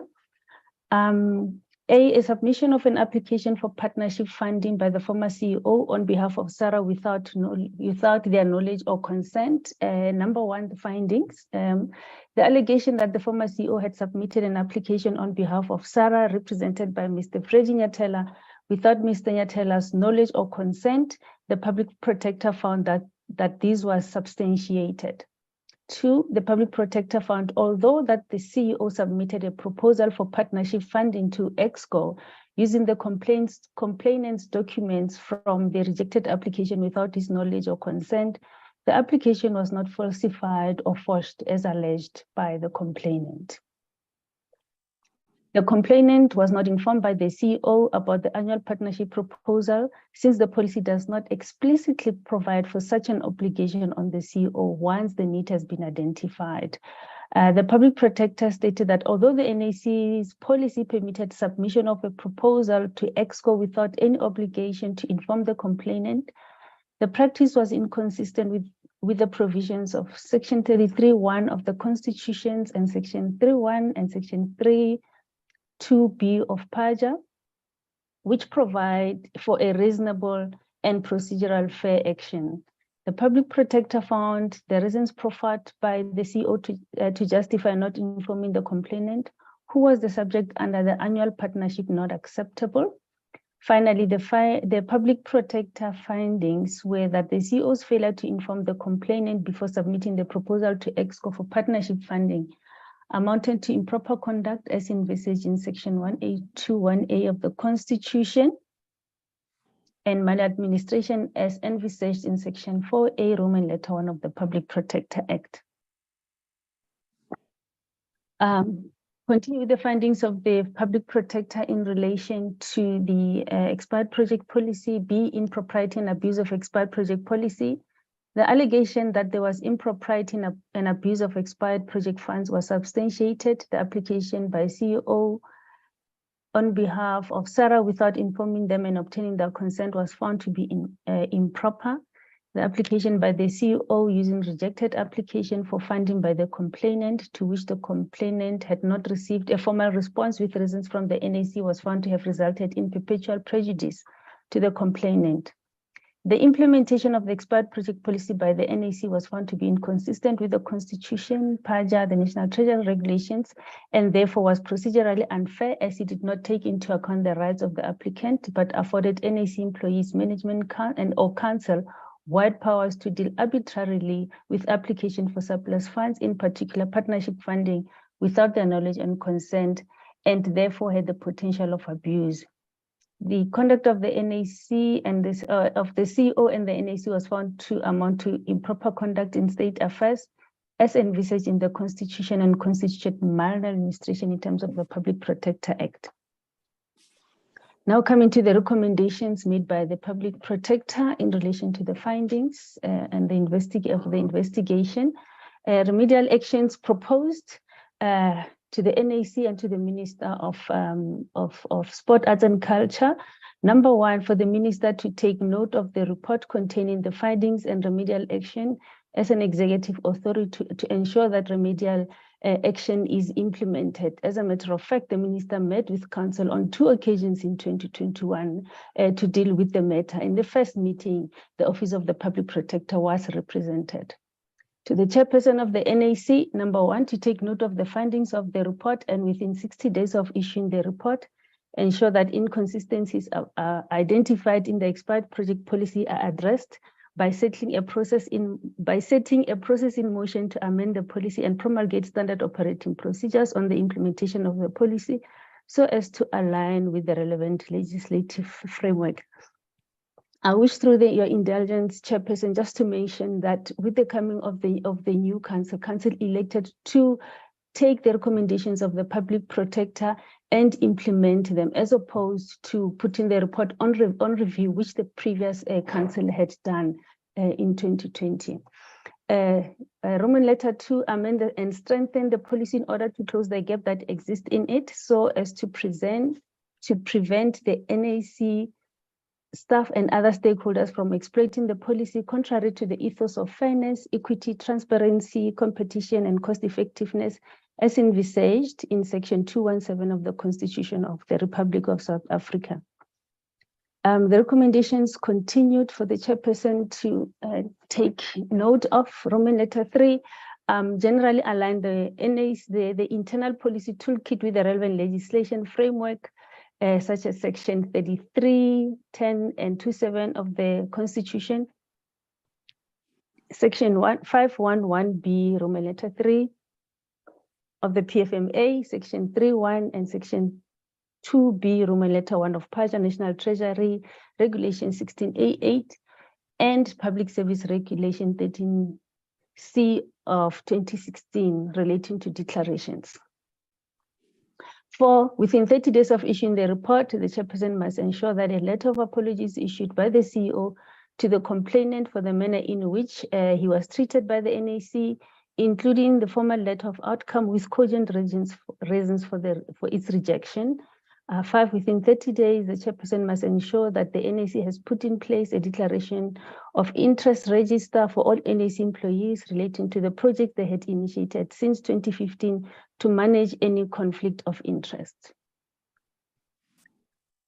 Progress in terms of the implementation of the public protector recommendations implemented. One, Minister took note of the findings and ensured that the remedial actions were implemented. This seen through the 2 engagements that he has had with Council of the NAC. A letter of apology was issued to by the CEO to Sarah and Mr. Freddy Nyatela for the way he was treated by the NAC, including cogent reasons for declining his 2014 application. It should, however, be noted that Mr. Nyatela was unhappy with the reasons as they changed from failure to provide all compliance documents to the NAC not funding in infrastructure. This is, however, as noted in the Public Protector Report section 5.27, that this information of not funding infrastructure needed to be included in the letter that was given to Mr. Nyatela. The chairperson initiated a process of amending the expired projects and surplus funds policy, wherein all the inconsistencies with relevant legislation were identified and corrected. All identified gaps have been resolved in the newly stated revised policy that is in place. To kickstart the process, Council actually formed a task team to start looking at the matter of the public protector and to start the process of ensuring that the policy gets revised and also has to go through legal eyes before it is finally approved by Council. The declaration of interest register for all employees relating to the projects that the NAC had initiated in 2015 to manage conflict is now complete. We went through the list of all flagship and strategic projects initiated by the NAC and those that came through an open call for flagship projects, including those that were implemented by the CEO and asked the relevant staff that was there at the time to declare any interest in all of these projects that were initiated and approved by Council. General alignment of the internal policy toolkit with relevant legislation is complete. This relates to all the legislative mandates that actually hinges on the implementation of the new policy in this regard. The policy includes a standard operating procedure for utilizing unclaimed funds. This is just a tabular representation of the recommendations of the public protector, where number one, the minister did take note of the findings and the remedial actions as an executive authority to ensure that remedial action is implemented.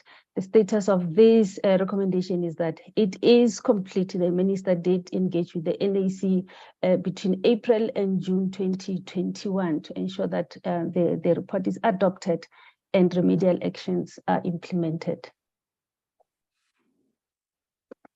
2, to amend the policy and promulgate standard operating procedures on the implementation of the policy to align with the relevant framework. This was kickstart from April 2021 to the point where Council approved the policy on the 26th of August, 26th of April 2021, and the process of revising the policy itself leading to the approval by Council included the legal scrutiny of our policy.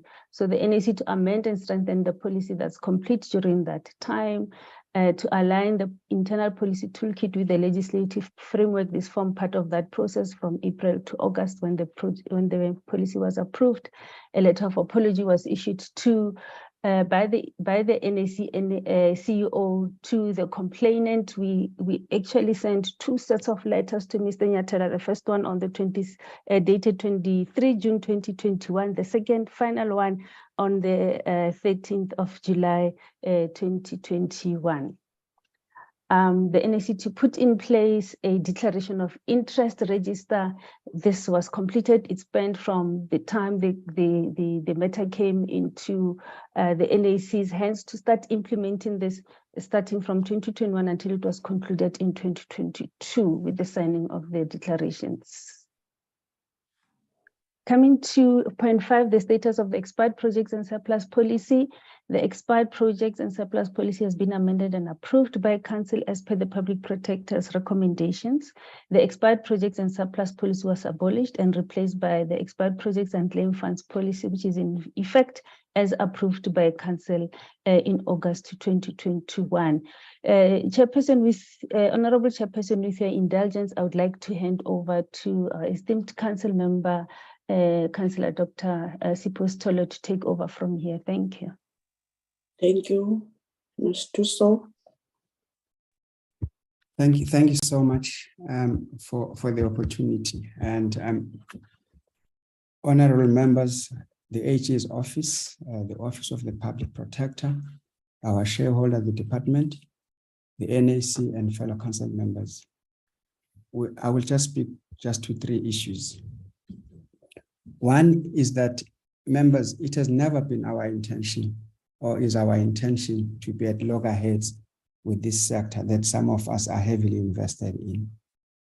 We came in as the new council with a noble intention, which was to do good, bury the hatchet, if at all we appear to have inherited what may have been perceived to be the past, particularly with regard to Mr. Nyathela.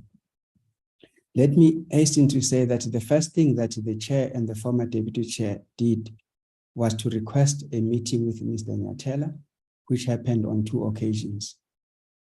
Safe to say that the last meeting did not go well, but I won't go into it because Mr. Nyathela is not here.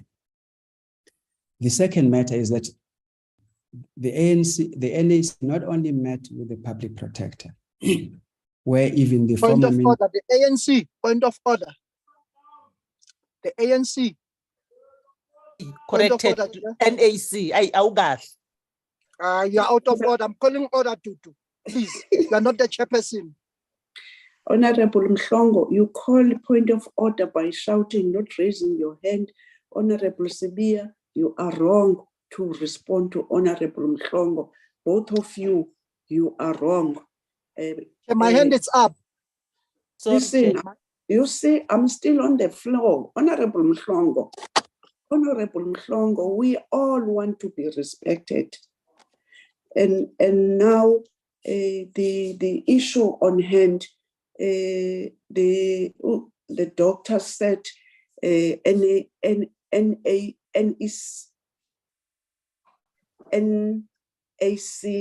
and he mistakenly called ANC and immediately corrected himself. The matter is closed. Please, Honorable Mhlongo and Sibia, please. If I may continue, thank you, Chair. Yes, continue, continue. The second is that the NAC not only met with the public protector, where even the former minister was present, we also responded and addressed the issues as directed to us by the public protector. To date, I must say, we have never received any response from the public protector as to whether we have addressed the matters as per their expectation. But however, we are glad that they are here, and we now, when I have the opportunity to hear for the first time what their take is on our remedial action that we were correctly directed to do. And with respect, we as the NAC and Council believe that we should have been favored with the response at the time when we had presented, so that the issue of lies and everything would have been addressed. And if we appear to have lied, then we would have also corrected that. The last matter, Chair and honorable members, is that we are collectively tired of the slander and accusations that we keep receiving about us looting or a looting scheme. And if there is any looting that we should be accused of, is the 2,000 rand or so that we get per meetings that we attend. And this notion that we lack care for the African child, I want to remind members that we ourselves are the African child. And the non-conclusion of this matter has costed the entity, DSEC, and now Parliament valuable time and money. And I want to conclude on behalf also of my fellow council members, is that we would be so happy if next time we are called here to present our case about the level of funding or underfunding thereof of this sector vis-a-vis the amount and value of applications we receive every time that the NAC issues a call for the 8 categories that we administer. However, it is becoming very clear that, and I'm saying this with respect and probably repercussions, that this portfolio committee is worried about addressing mistruths and rumors, which really should be the work of the PP. The level of funding of this sector remains a serious challenge for us who love this sector and would appreciate the honor of coming to present this. And as I close, I want to say that I am personally upset and very sad by what has been going on here today. And I think we also do demand a level of respect as this entity, that when we are called in here, we must be respected. Thank you, Chair. Thank you. I'm suspecting everyone was supposed to add on the briefing has done so. Now, let me take this opportunity to thank to the presentation from NAC. We must emphasize that we also, not knowing UNAC, when we introduced in this committee, we accepted you because the department did come and introduce, and we've been with you. But it was then the first time that we meet you. We, in some of your input, it does assist us what has happened in the past NAC board, which we all know. But thank you for this detailed presentation. Now, let's give the chance to the public protector representation that it must be presented. And if they want to do what we have done, a presenter and somebody to add on, they are at liberty. We do welcome you. We're not always calling this office, but when things are coming like this to this committee, where we even thinking that you can rescue the South African communities, people, even the department and the committee, we trust that your oversight will assist us even in this case. We are compelled to call you because the speaker asked us to deal with Mr. Nyatela's issue, and I'm suspecting you can assist in this matter. We want it to come to an end. We want that Mr. Nyatela must feel that he is part of South Africans and no one can deny his rights whilst we even have this office. I thank you. To you, Public Protector. Thank you very much, Honorable Chairperson, and I greet you again and the honorable members, the representatives from the NAC and the department. As indicated before, I am with my colleagues here who were also directly involved in the investigation of this matter, and they will then assist. At the risk of repeating what the NAC has presented, I will take the members through our presentation as a point of emphasis that it is indeed those areas that we had investigated, which then culminated in our report number 125 of 2019. The public protector investigated a complaint that was lodged by Mr. Nyatela on behalf of SARA into allegations of maladministration, corruption, nepotism, and abuse of power by the National Arts Council, the NAC.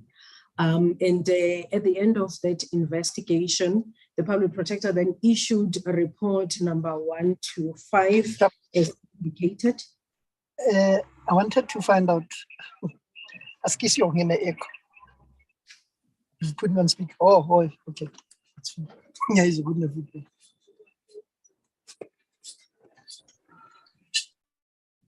May I continue, Chairperson? I'm not sure now.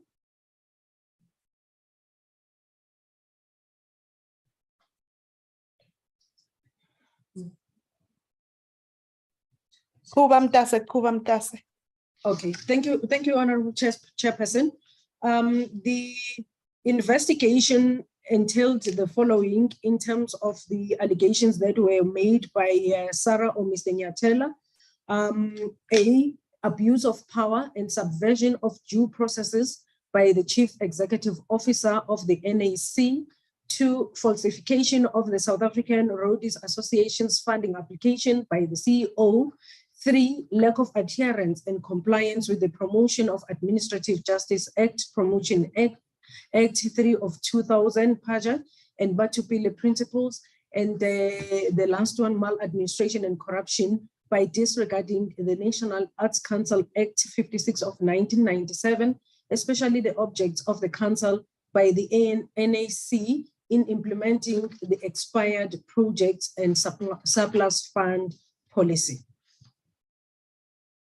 As indicated that the allegations that Mr. Nyatela or Sarah had made were found to be substantiated, and the public protector made the following remedial action. As I go through each remedial action, I will also then give the status of that remedial action, whether according to our records, it has been implemented or not implemented. The first remedial action was that the Minister of Sports, Arts and Culture should take note of the report insofar as the findings and remedial action contained in the report are concerned, and as the executive authority assisting in ensuring that the remedial action as provided for hereunder is expedited. We can confirm from the Office of the Public Protector that the Minister acknowledged receipt of the report in a letter dated 26 June 2020. The next remedial action is that the chairperson of the NAC board to take note of the findings in the report, and within 60 days of the issuing of the report. We can confirm that the chairperson acknowledged receipt of, the current chairperson of the NAC acknowledged receipt as per the letter dated 10th February 2023. It was noted, however, that it was not within the 60-day period as prescribed in the remedial action. However, it was implemented. The next remedial action, that the chairperson of the NAC board act in accordance with his fiduciary duty of ensuring that the inconsistencies identified in the policy during the investigation are addressed by setting in motion a process to amend the policy and promulgate standard operating procedures on the implementation of expired projects and surplus funds policy so as to align it with the relevant legislative framework. The NAC in this respect provided a signed copy of the expired project and unclaimed funds processes and procedure documents, as well as the expired project and unclaimed funds policy. Do we have the page that I wanted on the policy?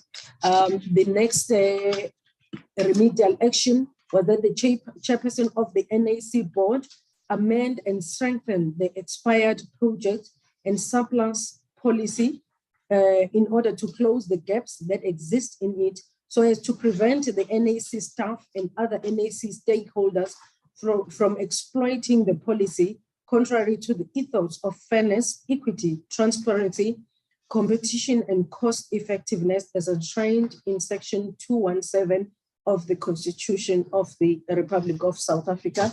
Can confirm that this amendment to enhance the policy is also contained in the document, in the policy that was submitted to the public protector. Of note, paragraph 8 on the scope of the application of unclaimed funds, we do note that it is indicated by the NAC in this policy that unclaimed funds will be reallocated and administered through an open call for project applications in terms of the grant awarding policy.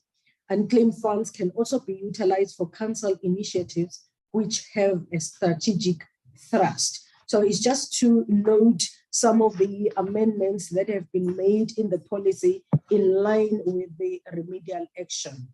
The next remedial action, the chairperson of the NAC board, when necessary, put in place standard operating procedures to cure the inconsistencies in the implementation of the policy as revealed by the investigation, and generally to align the internal NAC policy toolkit with the relevant legislative framework, such as Section 33(1) and 217 of the Constitution, Section 51(1)(b), Roman numeral 3 of the PFMA, Section 312(b), Roman numeral 1 of PAJA Regulation 1688 of the National Treasury Regulations, as well as Regulation 13C of the Public Service Regulation of 2016. From our side, we are also satisfied that this was done in the policy. The next remedial action, the chairperson of the NAC board must, within 30 days of the issuing of this report, ensure that a letter of apology is issued by the CEO to the complainant for the manner in which he was treated by the NAC, including the formal letter on the outcome of his 2014 application and cogent reasons for its rejection. We can confirm from the Public Protector's Office that the NAC did issue a letter to Mr. Nyatela dated 23rd of June 2021. The letter is signed by Ms. Julie de Provence, Acting Chief Executive Officer. And for the benefit of the members, I will read it because it is a short letter. The letter indicates the National Arts Council would like to formally apologize for the manner in which you were treated by the entity regarding the outcome of your flagship project application in the letter that was dated the 1st of December 2014. The NAC wishes to detail that your application should not have been declined for non-compliance, but rather that the NAC does not fund capital or infrastructure costs as per its funding policy. We sincerely hope that apology will be accepted, and we hope to engage with you and the South African Roadies Association positively in the future. We further take note of a letter from the NAC addressed to the Acting Public Protector Advocate, Koleka Kaleka. The letter is signed by the chairperson of the NAC, Her Royal Highness Princess Felentle Dlamini. I will just take a few extracts from the letter itself. The letter is dated the 30th of September 2022, and the subject is a response to the Public Protector report into alleged maladministration, corruption, nepotism, and abuse of power by the National Arts Council, dated the 18th of June 2020, pardon me for that. And the letter indicates, the letter from the Acting Public Protector to the Minister of Sports, Arts and Culture, dated 22nd June 2022, and the email from your Miss Serapelo Nkosi, dated 28th of October 2021, refer. For the benefit of the honorable members, Mr. Serapelo Nkosi is in the office that deals with the implementation of remedial action, where we then follow up with the various state organs or departments on whether or not remedial action as contained in our report has been implemented. The NAC then further states that the following documents are attached here too as requested by Ms. Nkosi: a copy of the apology letter issued to Mr. Freddie Nyatela dated 23rd June 2021, which I have read, and a copy of the approved expired projects and unclaimed unclaimed funds policy. As I have indicated, that we do have a copy of that policy in our possession. It further indicates that following Mr. Nyatela's rejection of the NAC's written apology, Mr. Nyatela and his team were invited by the NAC to a meeting on 9 November 2021, the purpose of which meeting was for the NAC to get an understanding of reasons for the continued unhappiness and public attacks of Mr. Nyatela and Sarah towards the organization, posed our apology to him as per the public protector's recommendation, that is in brackets.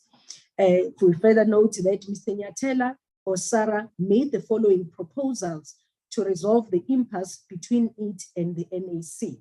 One, that the NAC pays Sarah's costs in the review application and also withdraws its opposition to Sarah's rescission application.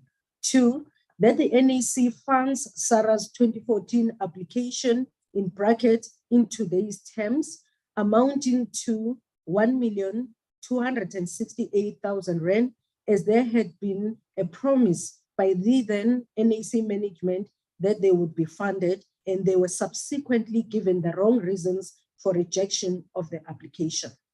The NAC had indicated to him during the meeting that it would need to take the proposals to council for a decision thereon. However, due to the continuation of defamatory attacks leveled against the NAC by Mr. Nyatela through various platforms post the meeting of 9 November 2021, the NAC's opposition to the rescission application was maintained. The rescission application was subsequently dismissed with cost.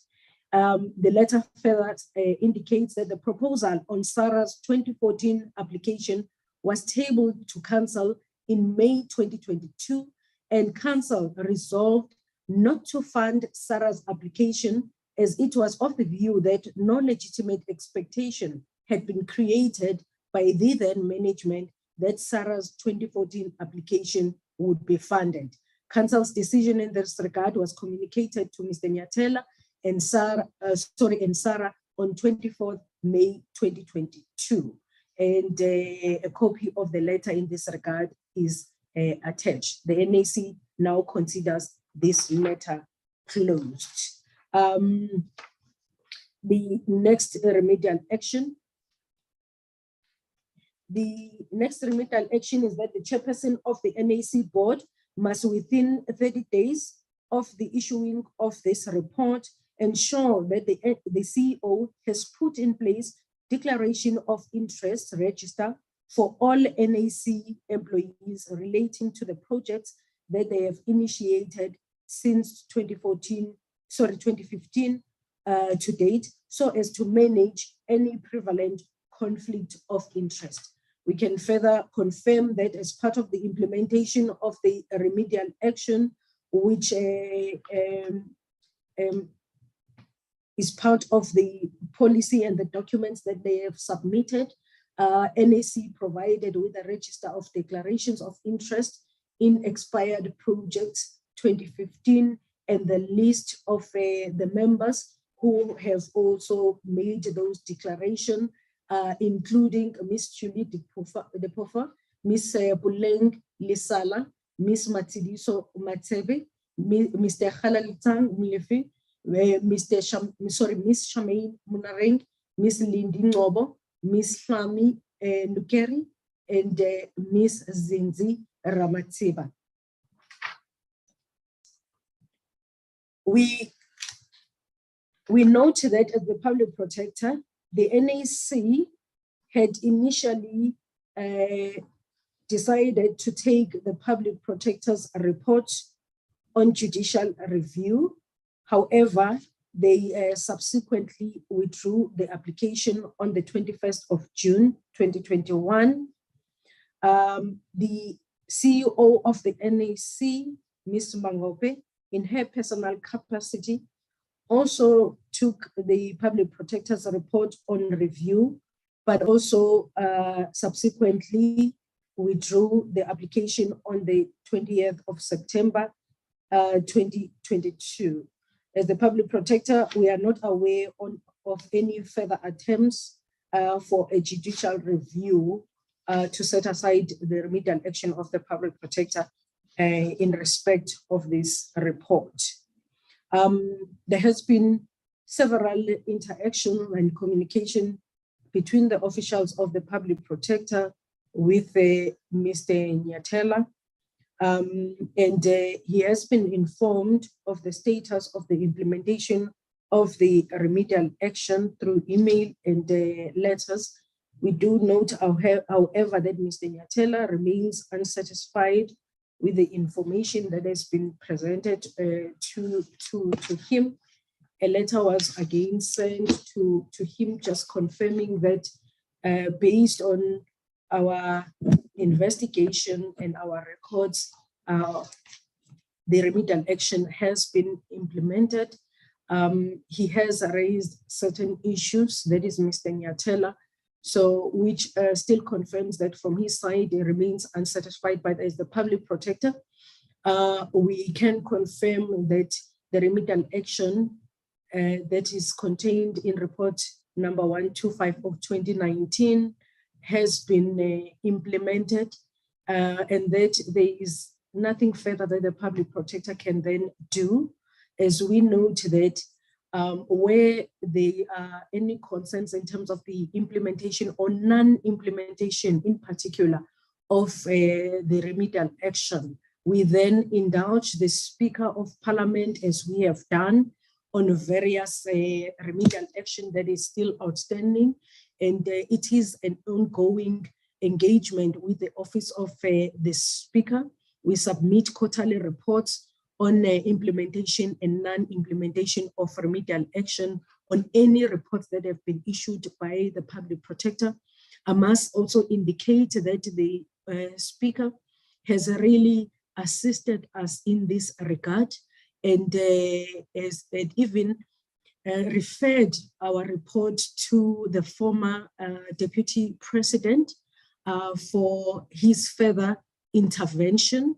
And we do see an improvement in terms of the responses from state organs and departments to then assist us in the implementation of a remedial action. So we do want to appreciate the assistance that we have been receiving from the Office of the Speaker to then ensure that our remedial action do not only remain in paper, but indeed they are implemented. It's an ongoing process and an ongoing engagement, noting that most of our remedial action not pertaining to this NAC report against the NAC have not been implemented. But as a point of emphasis, I can confirm that these remedial actions have been implemented. May I just check? Yes, thank you, Honorable Chairperson. From our side, that is the presentation is from the Office of the Public Protector. Thank you, Office of Public Protector, by you, leader who's leading this delegation. I'm suspecting that the presentation is one, but when we come to the questions, when we're going to do the deliberations, the other delegation with you will assist on that. Am I correct? Yes, it is correct, Honorable Chairperson. Yes, because we have two investigators which are here who were dealing with this issue. I thank you so much. Thank you, Public Protector Office. Now, let me give this platform to AG.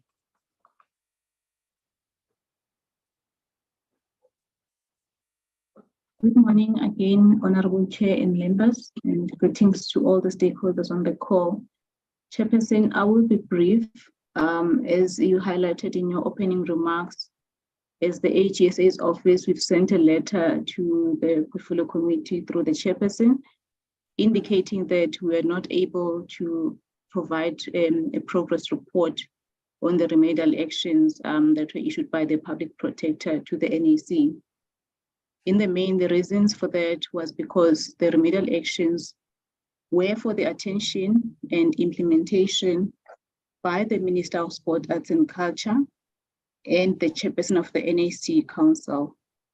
And secondly, we are of the view that the Public Protector's Office, in line with their mandate, are better positioned to follow up on the implementation of those remedial actions and to provide the progress report. Thank you, Chair.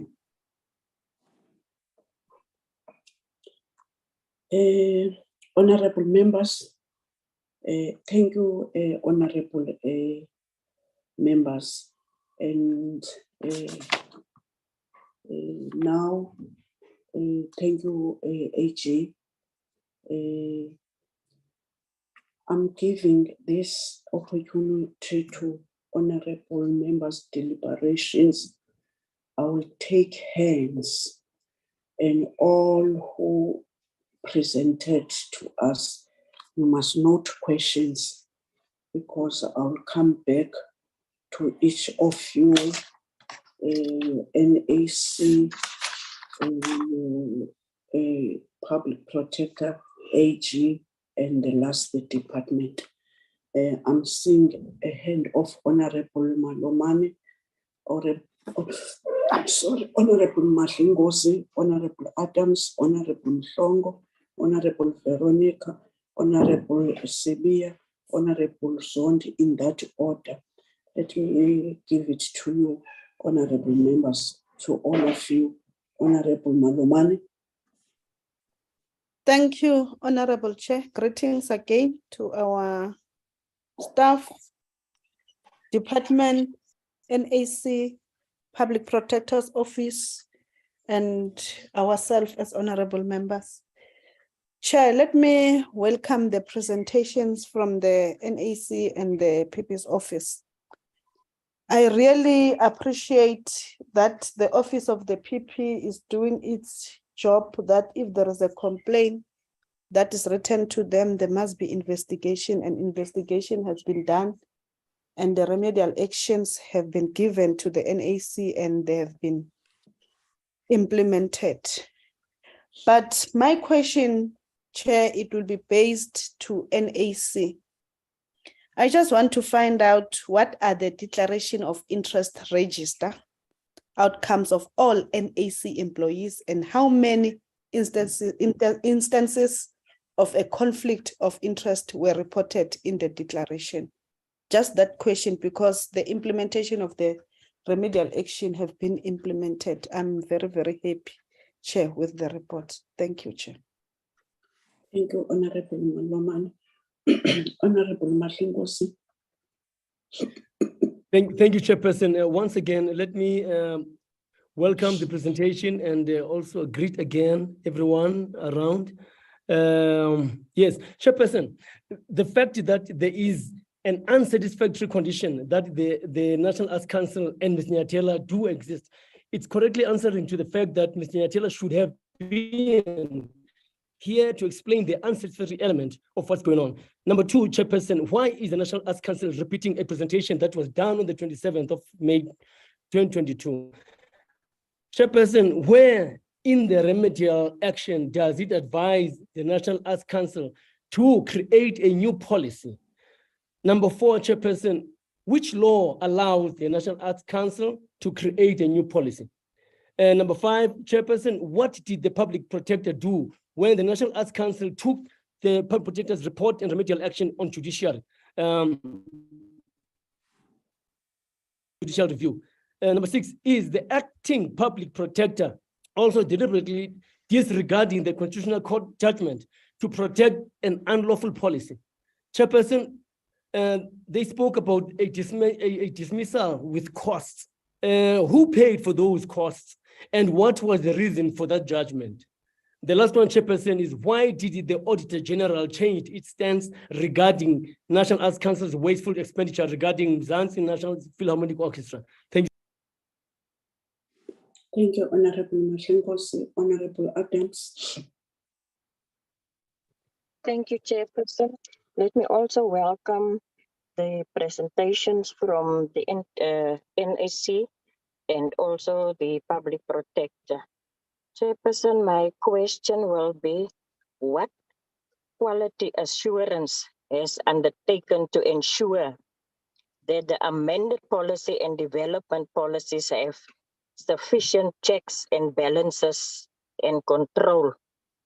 And to the public protector, Chairperson, what actions does the public protector take in instance of non-compliance with recommendations? And then there was also a question, Chairperson.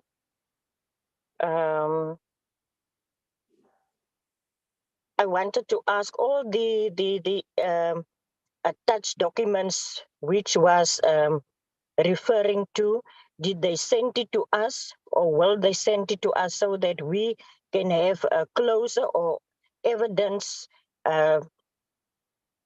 for us as we should have meet or will meet in the future with Mr. Nightela. And then there was also mentioned that signed copies of letters of apologies dated 23 June 2021 and 30 September 2022. Why is he rejected, Mr. Nightela, the apologies? And then the judicial review of report, why did NAC withdraw its application on 21st of June 2022 after reviewing the report? Any reasons for why did they do it? And also, Chair, my last one, Ms. Mangope withdraw the application on 20 September 22. What was the reason for that withdrawal? Yes, and then the last one, Chair, last one, stated out in point 1, 2, and 3, why is Mr. Nightela still unsatisfied with the information presented to him? I thank you, Chair. Thank you, Honorable Adams, Honorable Nhlongo. Thank you, Chairperson. Chair, I welcome the copy and paste presentation, which Honorable Madingozi stated clearly that we've received it, but we welcome this copy and paste as it shows that the NAC and the department, they don't respect us, as Dr. Stolle claims that we don't respect them. And worst of all, Dr. Stolle, through you, Chairperson, this is not an ANC meeting, it's an NAC meeting. Please respect us, we are not members of the ANC. Mr. Nightela is not here to respond because the allegation of that he's always talking about the black child. He must respond to that and explain why he's always saying the black child. Chairperson, can we have the review policy of expired project which was amended? Can we have a copy within 7 days? Because I know we don't get anything that we ask NAC to provide. We're still waiting for the minutes of the Mzansi to date. Now, can we have a copy, the policy as a policy of expired project which was amended? May they share the declaration of interest register? Can they share their conflict management policy if they have, or what do they have, a guiding document to respond to conflict management? And it is totally wrong. I still say that the NAC is presenting what they've presented on the 27th of May, 2022. They don't respect us. I'm not sure how to ask you. Ask the NAC or you ask the department, because Bazabonke, it's the same presentation as it started in the morning. This presentation, can they tell us what is the status of the expired project? Now, there are different policies. There's expired project and surplus policy. What is the status? Is it amended? Can we have a copy within 7 days if it's amended? And are they implementing it as is? Because there's still money on Reserve Bank, which is the AG. Yes, he will respond. He will report back to us later. We're still waiting for that.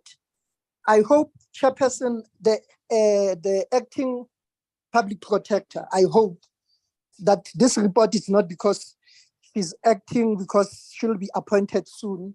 Because this report, it shows what they met. Can you give us the date when you met, or you're not you per se as the person, but your office, when did they meet NAC to write this report? Because you alluded when you started that it's the same presentation that you have. I think you've alluded that it's same presentation now. When did you meet this year since you started office? And I think I want to address issues of inconsistency. Are they consistent now? Because one of the issues, NAC was not inconsistent, the conflict of interest. Do they have any documentation to cap the conflict of interest, even the inconsistency of the NAC? Chair, where in the remedial action does the NAC has to create that police work? Can they show us now where did they exactly? It was advised that the remedial action are going to be implemented, and we were told today they've implemented everything, both the NAC and the department and the public protector. Now I'm talking about which law allows the ANC to literally change the remedial action of public protector. They've changed it. I think we've received email since you are aware they've changed it. And they were binding, yes, you review them. 2022, how much did you spend? 2020, how much did you spend? And give us the law firm that you've spent when you wanted to do the review and you withdraw later. We are aware that you've withdrawn. How much did you spend? And which law firm? Can we get details that when you do the review? And Chair, I think one of the things that I wanted to find out, the actual implementation, are they certain that all, I think there were 10, if my memory serves me well, they were all implemented, and public protector confirms that. What oversight role have you done, public protector, directly to you to see, or because they told you that they've implemented, you are covered with that? What oversight role to directly to public protector to concur that they told you, or you are aware that all recommendations have been implemented?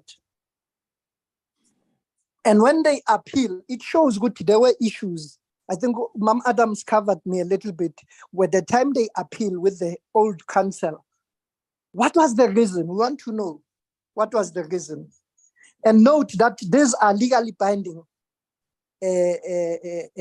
action which public protector does not advise the NAC to create another unlawful policy, because you are aware that let's hope the police that I don't have it and I'm waiting for it to see what is it going to be lawful policy, title expired project, unclaimed funds policy, or so-called, today we are hearing it's expired project and unclaimed funds.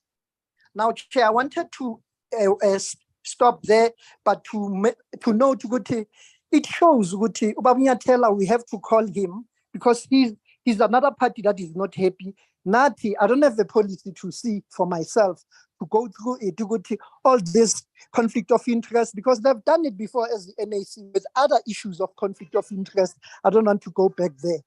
And we believe, we must give Honorable Nyathela, who is not an entity of the department, but who is the stakeholder and a South African who's allowed to be represented by anyone or to come to this committee and echo his view, and then we explain.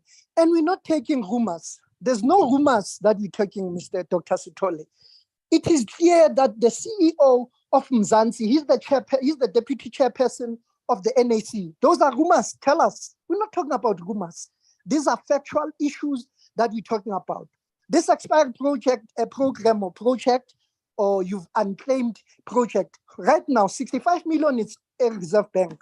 And there's 70% and 30% which is used and unused. Can we get an explanation so far how much was used to the so-called unclaimed surplus or expired project, whatever name that you come up with? Can you tell us what is the status of that project, of that capital amount that is pushed or saved or pegged where you've pegged it? Thank you very much. Did I hear you saying instead of NAC, saying ANC, your good self, honorable okay, this is not an ANC meeting, it's an NAC. Oh, when we were contributing, you didn't notice, and I was worried that there are those who can object. I'm suspecting. No, they hear me, Chair. I And- think and it's a you've said so. Askisif, but mina, I'm not an this is not an ANC meeting. It's an Mina ngimzwile let ngijabulisa ukuthi soka chola Uchilo, uchilo. Never protect her, Chairman. Hey, bye. Thank you, Honorable Mhlongo. Honorable Veronica. Thank you, Chairperson, and thank you also for the presentation. I was just thinking that if the recommendations from the big report of big investigations in 2016, which is 7 years ago, that informed the Department of Sports, Arts and Culture that the policy in question, this expired projects and surplus policy, should be abolished. If that was implemented, it also said that this policy was open to abuse. Then we didn't have been challenged with this issue around the policy today. And I'm really both curious and concerned why the outcomes of those investigations, the big and the Gabodo, that was paid for by taxpayers and advised that this expired projects and surplus policy needs to abolish, why that was not implemented. And I want to ask who it was actually responsible. Was it the council or was it the department that needed to oversee this? I also on slide 10 needs clarity on where one or two of the colleagues already asked it, but where it is advised that a new policy should be established or must be created. Then I also want to know if there is a legal document that supports the creation of this new expired project and unclaimed fund policy. Also then, if the NIC can just inform us what is the difference between the two policies, if there is any difference, or is it just a name change? I also want to find out with regards to the declaration of interest, the register, if we can maybe, if that register can maybe be shared with us. And we also I received a complaint that nothing in the register speaks to the projects that has been initiated since 2015. The complaint says that these words are not mentioned in the register and therefore the register is incomplete. Is it possible that someone can just reflect on that? Thank you very much. Thank you, Honorable Van Dijk. Honorable Sibiya. Thanks, Chairperson. We would like to thank all the presentations from NAC and as well as from Public Protector. And some questions covered by Honorable Mhlongo. Thank you, Chairperson. Out of order, there's no horrible member here. Please, you are all honored and honorable members. Okay, Honorable Mhlongo. Sorry. It will be... Yeah, Honorable, you don't know that an entity, you are west of them all. I apologize. I would like to apologize on behalf of him. You are so disrespecting your chairperson, Honorable Mhlongo. Every day I must caution, because I called to an order, Honorable Spear, and you took a advantage of just shouting. I don't think it's correct, Honorable Mhlongo. Chairperson, I apologize. I apologize. We have done what we wanted to do. You shouted every now and then, and you have said you apologize. I cannot accept apology, but it's not all. It's not on. Go on. Chairperson, can I have point of privilege? No point of privilege, Honorable Mhlongo.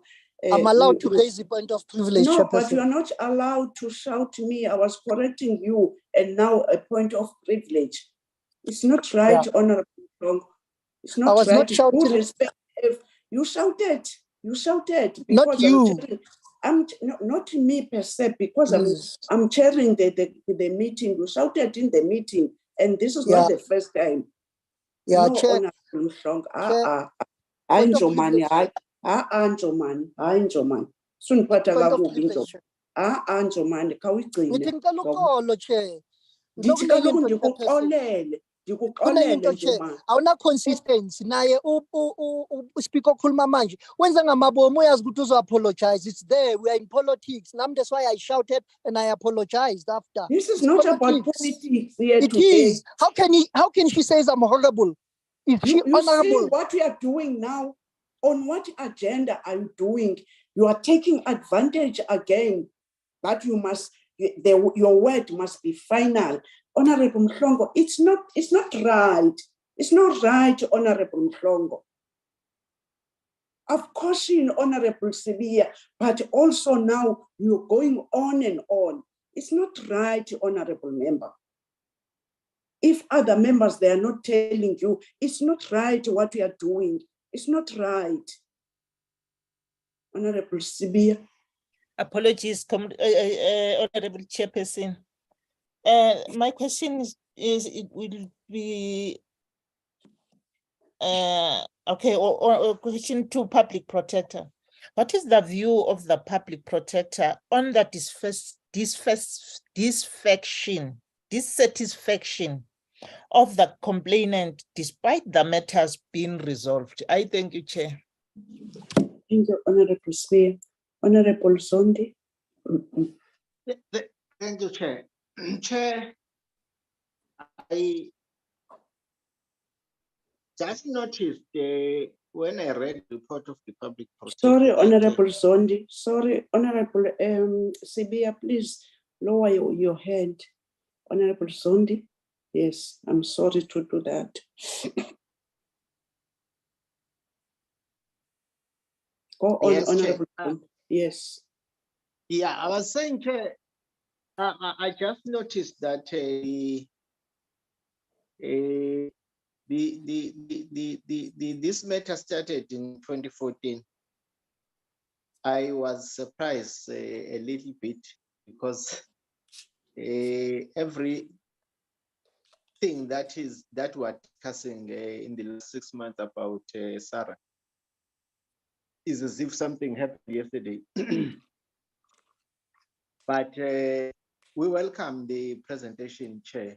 The AG, the Public Protector, we welcome their report, Chair, unreservedly. I don't have a problem because I don't have something that I know about the matter. But Chair, I just have one a question from the NAC on what were the reasons for the NAC Chair to only acknowledge the report of a Chapter 9 institution beyond the recommended time. That's a question from for the NAC. But Chair, the remedial action that were implemented by the NAC that were raised by the Auditor-General and the Public Protector are supported, Chair. This is what we are going to follow. And if the matter was raised with the NAC and the department, then we'll refer to the Auditor-General and Public Protector for intervention or investigation. And the report is presented to us. We don't know something outside what is presented to us. We are honest. Not unless there is something else outside what is presented to us or what was raised then by any member of SAN. But if that is what was raised by the Chapter 9 institutions and the procedure that was followed is what is presented to us by the department and these Chapter 9 institutions, That is what we wanted to know, and that is what we want to acknowledge. And this is what we are supporting, Chair, as a procedure, as a committee. I know it's Chair, ezakwazi. Hayi okufanele kuzosho ukuthina, Chair, esingakwazi ukuthi yini. Hayi okusishisayo thina esingazi ukuthi kuyini. So what presented to us, it's remedial action. That is what we are supporting. The recommendation and implementation, remedial action that implemented. That is what we are supporting, Chair. Okunye nokunye, Chair, angikholwa ukuthi ke siyokhuluma mhlazana kwafika. Kodwa kwamanje lokho kubekwa phambi kwethu khona lesi supporta yilo besikufuna thina, Chair. Noma ubani ke esihlalo ufuna ukuzokhuluma nathi, angasho ukuthi yini la ufuna uzositshela yona.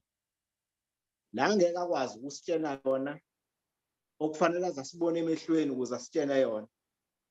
Akasitshele noma ke ayethanda atshena abangani bakhe ukuthi abathume athi azositshela le committee. But if members of the portfolio committee have something concrete, they should present it to us. Or any association or member of community who want to communicate with us. Because ikhona nje lento mina engizwa ngathi kufanele izoshiwo la kule committee by SARA. But angekho la. Because ayikho la kulama presentation. Ayizarezwe from 2014. Angazi noma irezwanga even yesterday. Kodwa kufanele ishiwo yona. And ishiwo in a formal meeting. Angazi ukuthi ayishiwo ngani. Yapha njengelila mhlambe soyithola ukuthi kodwa kuloko esinikwe kona sihlalo. Hayi thina sihlalo iloko okusanelisayo. And we are satisfied with what that have been presented. And the NEC keep up the good work on implementing the remedial action that was raised to you as an instruction from Public Protector AG. Thank you very much, Chair. Honorable Nkosi Ntuli, Mhlekazi, to you.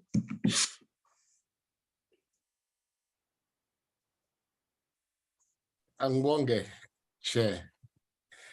Ngibingelele indlu yakho yonke. The other question were taken by my colleagues. Only one I would like to find out a clarity on Sarah's petition, as the public protector said so, that they raise concern about Sarah in connection with that project. That project was awarded to. It was turned down by the CEO. My question is that the clarity out of it is that I would like to know why this thing came out before, after the recommendation of the public protector.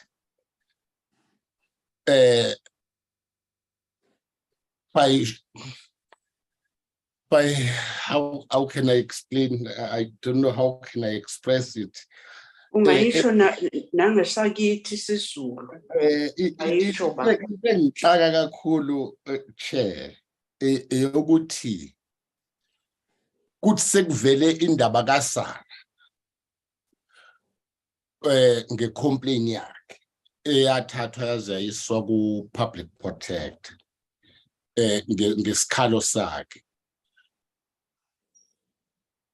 Kungani kusasetshenziswa lo mthetho kusetshenziswe lo mthetho kusara ngoba nginenkinga yokuthi isikhathi saloko sasesidlulile nginomuzwa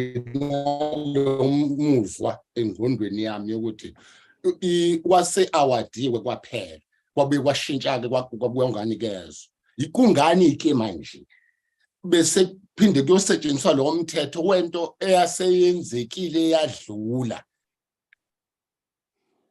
kube sekuthiwa naye ufola kulo mthetho ileyo explanation mhlambe engicabanga ukuthi ngingayithola ku-NAC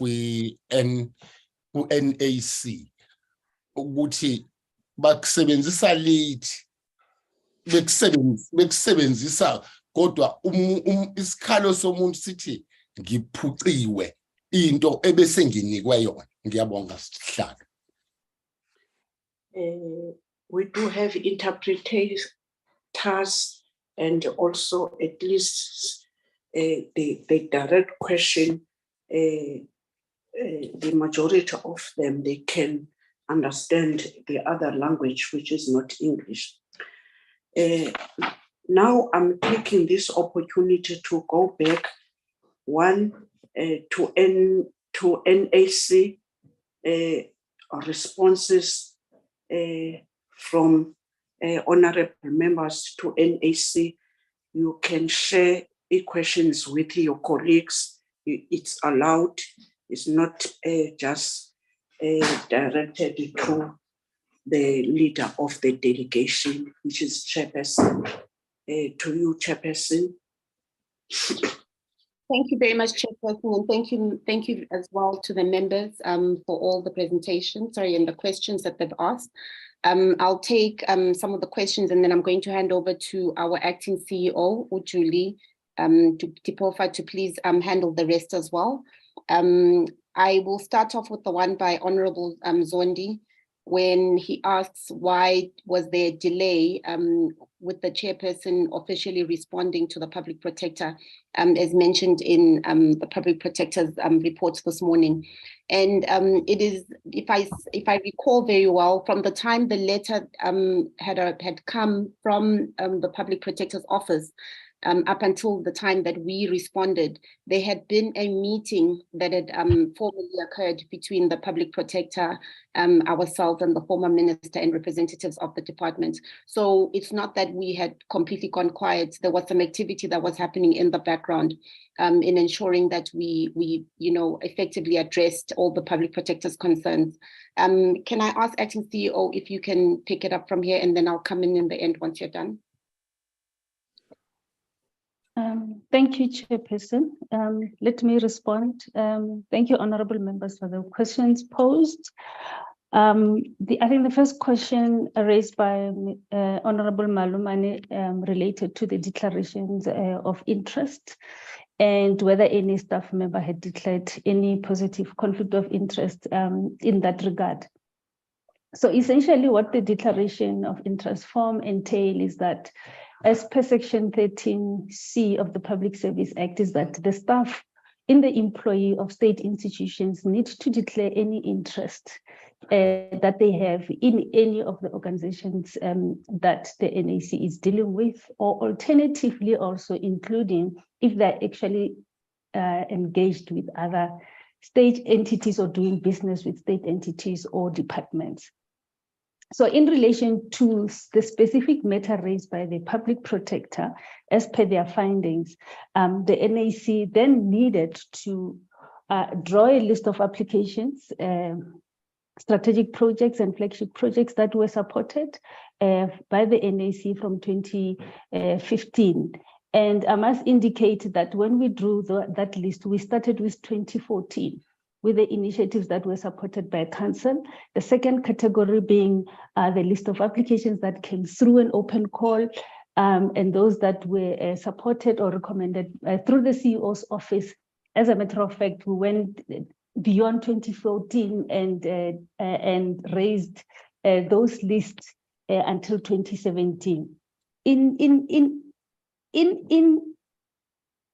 declaring, in drawing the list and staff declaring the conflict of interest in this regard. The staff that was at the NAC in 2021, when we received the report, declared interest because they spent from the time that the matter was raised. So we have the staff members that have declared interest, but none of them declared interest in those organizations. Safe to say that at the time when we did these declarations, the former CEO was no more with the NAC, and in that regard, her declaration was not part of these declarations that were made. Coming to the second question asked, why our presentation is the same as the one that we presented to Parliament in May on the 27th. The reality is we were invited to present on the actions of the NAC in relation to responding to the remedial actions that were raised by the public protector in this regard. So the presentation, it's similar in the sense that we were called to present on remedial actions and we were recalled to present again, and our stance remains the same. Hence our presentation is still the same in terms of what we have undertaken to do in May, and also what we are presenting to you here today, because any difference, any deviation from what we have presented to Parliament before could be construed as perjury in this regard. So we are maintaining our stance of what we presented earlier. In terms of the remedial action that led us to the revision of the policy, it's remedial action number 2 of the public protector, which says that the policy needed to be revised in line with the relevant policy prescripts, and that's what we have undertaken to do in this respect. And just to let members know that policies actually govern the way the NAC operates. They can be revised, new policies can be developed should the entity deems it fit to develop new policies or to revise its existing policies to make sure that they still remain relevant to the practice currently and also to the relevant legislative prescripts that affects its operations. There's also a question on the dismissal of the dismissal of the review with cost of course. Let me indicate that this report was released in 2019, and upon release in 2019, the board at the time, which is not the current board of the NAC, actually decided to take the matter of the public protector's findings under judicial review. And the law firm that was appointed at the time was Mobin Musa, and the cost related to that was 200,000 in this regard.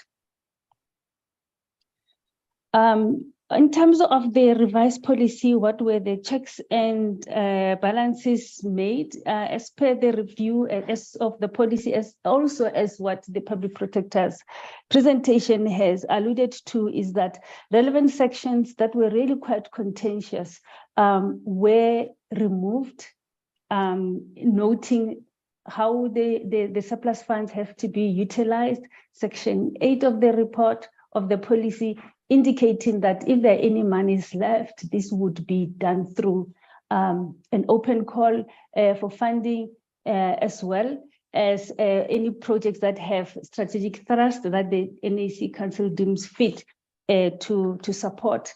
And in that instance, this is what we have done. And also the fact that the policy itself went through legal scrutiny to ensure that we stay with the letter of the recommendations of the public protector in this instance, with the recommendations that were made to strengthen the policy and to make sure that it is legally sound and that it is relevant to the relevant legislative framework, such as the PFMA, Public Service Act, and so forth. Let me indicate that in addition to the policy, we also developed standard operating procedures, the SOPs, and I know that some of these documents have been requested by Parliament. We have sent them to the Secretary as in December last year in this instance.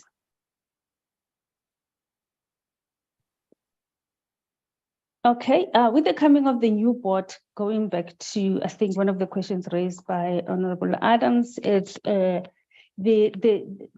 current board respecting the office of the public protector with the findings that they had made, knowing that the recommendations actually strengthen the operations of the NAC and its governance, actually decided to abstain from continuing with the judicial review of the report, but rather to implement the recommendations of the public protector, knowing that these are positive recommendations to strengthen the governance of the NAC. And apologies, honorable members, I would not know where I'm sitting, why Ms. Mangwape decided to withdraw her application or for the review, and I don't wish to speculate in that regard. With your advice, Honorable Chairperson, the information that Mr. Mthongo has raised with regard to the policies and SOP, as I've mentioned earlier, we've already sent these. In respect to the declarations, we will determine the privacy of the information of the staff of the NAC as per POPIA, as to whether this would be forwarded to the committee as requested. There was a question asked about the status of the policy, and we as the NAC actually, when we revised the policy, we actually gave it a new name, but the essence and the spirit of the previous policy still stands, save for the revisions that were made in the policy as per the recommendations of the public protector. It is not called the expired projects and surplus funding policy, but it is called the expired projects and unclaimed funds policy. Okay, if I may proceed. There was a question on what law has the NAC based its changes on, or the revisions with regard to the change in the policy. There isn't any specific law, but in terms of sound corporate governance, any policies can be reviewed or developed for the purpose of proper governance of the institution and in relevance to any of its operations. Coming to the questions asked by Honorable Van Dijk relating to the BIG and the Gobodo report, which were commissioned by the department at the time. Let me indicate that the revision of the policy actually had commenced even before the public protector released their reports in 2019. So it was going through several phases of the review. The final review that we actually did was in relation to the findings of the public protector. It's not like we only started reviewing it now. It's been going through several iterations and draft. I did mention in regards to the list of projects or initiatives and strategic projects that the NAC has drawn a list and declared. If there's any interest in them, I mentioned that they span from 2014 up to 2017 in this regard. And it contains office initiatives, it contains those that came through the open call and those that were recommended through the CEO's office. If I may continue, the remedial, the question asked in relation to whether Mr. Nyatela's application was ever awarded funding. Let me just state that he applied and responded to an open call in 2014, of which we gave him a letter of decline in December 2014, after the final release or the official release of all of the outcomes of the funding call on strategic or surplus projects at the time. And in addition to that, there was a recommendation to support SARA in its programmatic ventures as recommended by the CEO at the time. However, as a result of that recommendation, that the CEO wanted to support or recommend the support of SARA, the complainant was unhappy and thus lodged a complaint with the Office of the Public Protector. Thanks. Thank you, Honorable Chair. Chairperson, maybe let me just come in before you conclude on these questions. I just wish Chairperson and members that we wish to thank the Office of the Public Protector and the Office of the AG for the presentation inputs that they've made this morning. And we really, truly, sincerely welcome the Public Protector assisting us in bringing this matter to a close. We are hoping as the NAC that this final ruling by the Public Protector will bring an end to Mr. Freddie Nyatela's rants and slander about the National Arts Council, in particular to council members, to management and staff, and of course the Honorable Chairperson of the Portfolio Committee, Mamzulane herself. This matter has now gone over close to 9 years, with former and current members of the NAC being subjected to negative and damaging media reports, which were and are extremely damaging to all our personal reputations. We really, really want to thank the Office of the Public Protector for this ruling. As stated earlier by Councillor Sithole, we wish to continue focusing on serving the industry chairperson and members and really spending our time addressing real funding concerns of the sector. And we are appealing to the Portfolio Committee that if you can just give us the space to effectively execute on our roles and also assist us with this focus on funding the sector appropriately. I mean, as it is, we currently get applications worth over $1 billion per call, but only have on average 300 million to fund. We are also concerned about what will happen when PESP ends, because that, is probably a reality in the near future. Those are the matters we actually wish to engage with the Portfolio Committee on. Chairperson, we also wish to thank the Department of Sports, Arts and Culture officials for the very effective role that they do play in doing oversight to our entity. On this particular matter, they have attempted to mediate between us and Mr. Nyatela before, and it became clear even then that only the Public Protector could conduct this mediation and conclude on this matter. I do wish to advise members that DSEC has always, been on our case on this matter and asking us to account, which we have done so willingly without any hesitance from our side, especially because they are our shareholder. We just really want to say thank you very much, Chairperson, and to all the members for having the session today so that we can then be able to bring the matter to a close as it has been closed. Thank you very much, Chair. Thank you.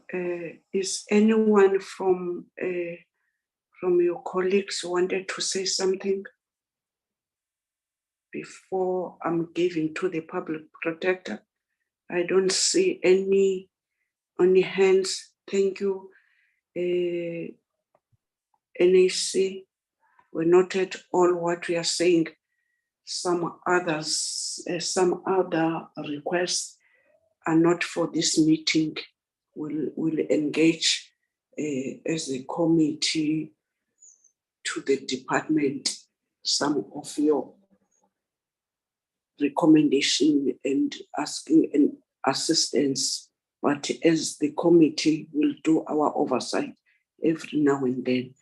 Now I'm giving this platform to Public Protector. Now it's your time. Thank you, Honorable Chairperson and members.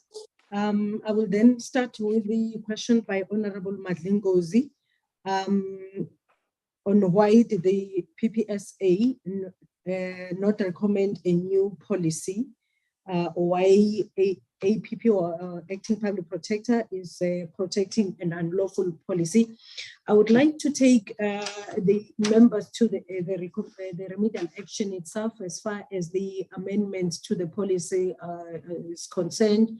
The remedial action contained in the report, it indicates that amend and strengthen the expired projects and surplus policy in order to close the gaps that exist in it, so as to prevent the NAC staff and other NAC staff stakeholders from exploiting the policy, contrary to the ethos of fairness, equity, transparency, competition, cost effectiveness as enshrined in the section 2217 of the Constitution.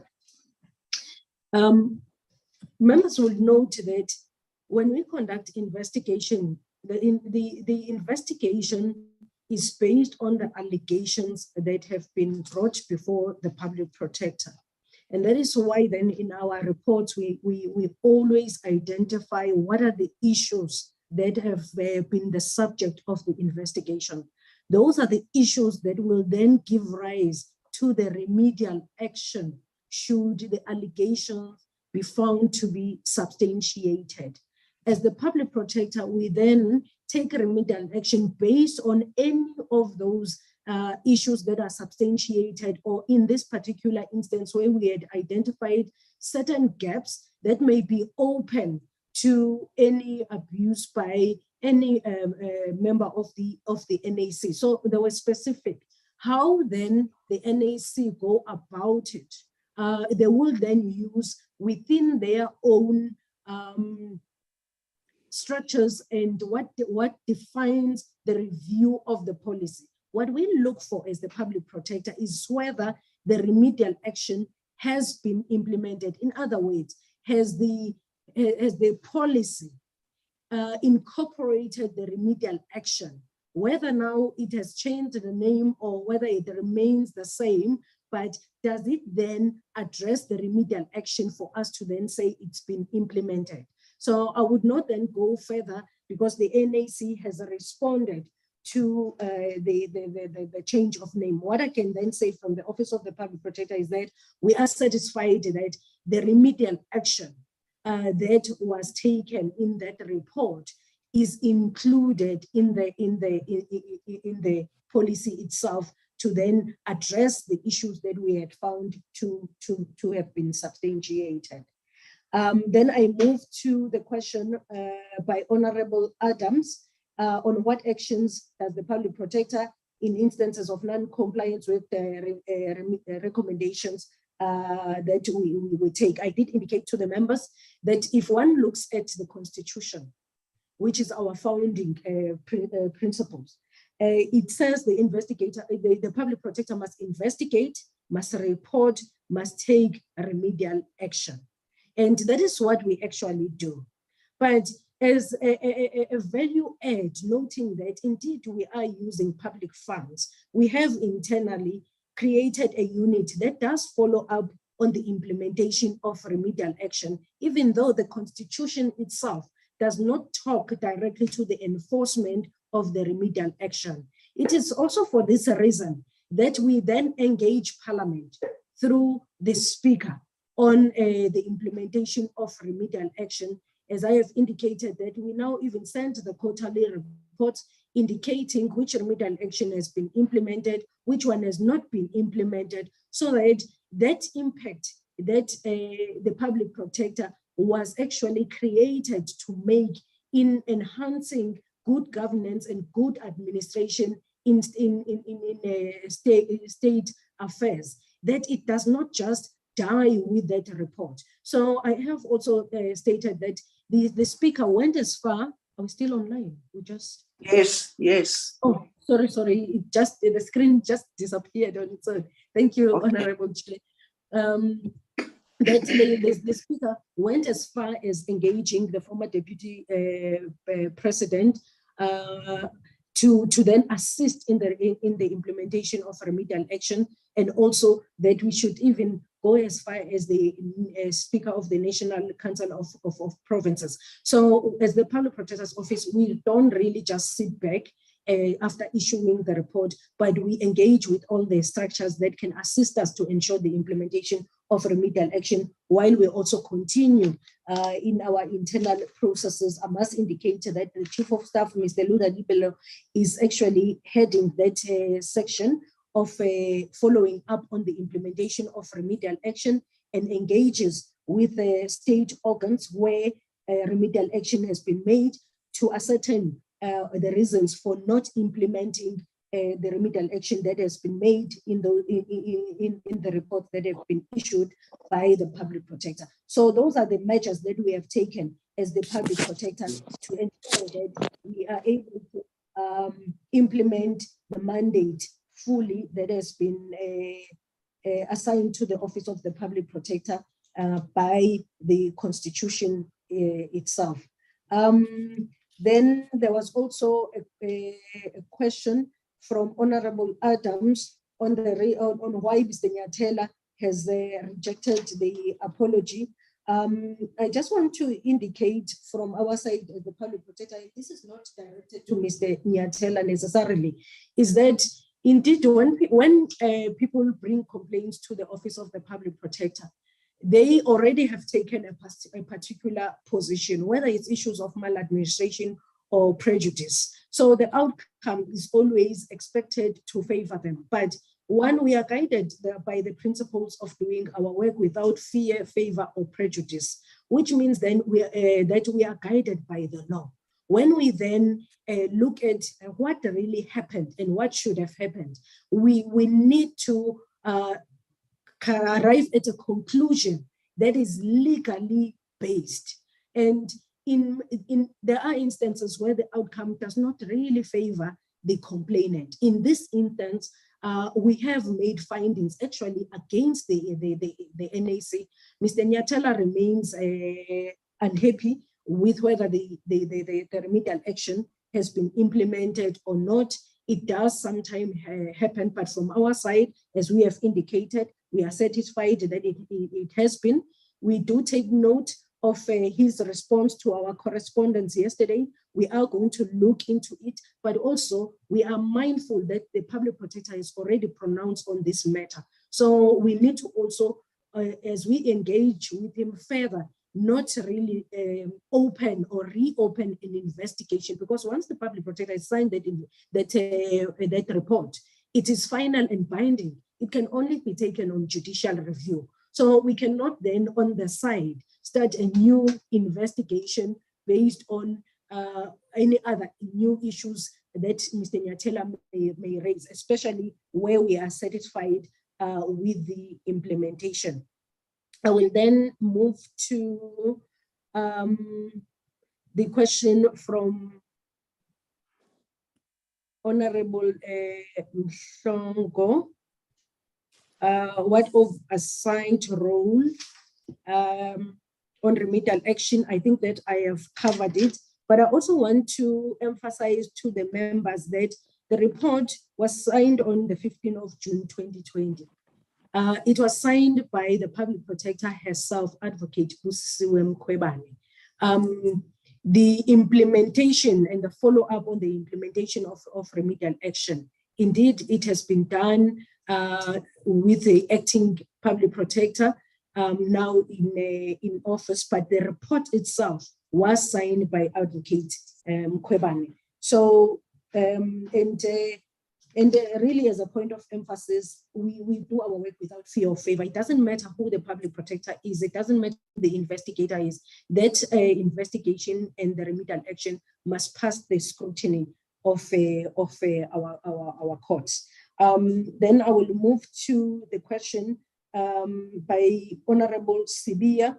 What is the view on the dissatisfaction of the complainant despite the remedial action having been implemented? Honorable Sibia, I would just say, as indicated, that there are instances indeed where complainants are not happy with the outcome of their investigation. Some of those are not in a form of formal reports, but may be closed at various levels. Where it's at a lower level, we subject it to internal review processes until the Public Protector signs it off as she deems fit.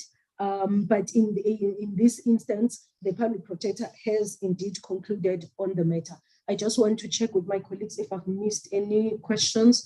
Honorable Chair, I think we have then come to the end of the questions from our side. Thank you very much. Thank you so much, Public Protector Office. Any of the investigators want to say something? I don't see any hands, Nelisa, which means they are fine with your answers. AG, thank you so much, Nelisa. The empowering of your office and the way that you are doing things. Maybe it was good that you must be part of this remedial action to come and take us through. AG. Thank you, Chair. There was one question that was posed to ourselves as the Office of the Auditor-General. It was in relation to our change in stance regarding a finding or a matter of fruitless and wasteful expenditure. Chairperson, I am not aware of any instance where we had indicated that any expenditure in relation to this matter that is being discussed today or linked to the remedial actions was deemed to be fruitless and wasteful expenditure. So as a result, I'm unable, Chair, to respond on the change of stance, since we had not raised any particular matter that we had defined as fruitless and wasteful expenditure linked to this particular issue that is being discussed today. Thanks, Chair. Thank you. Honorable members, I'm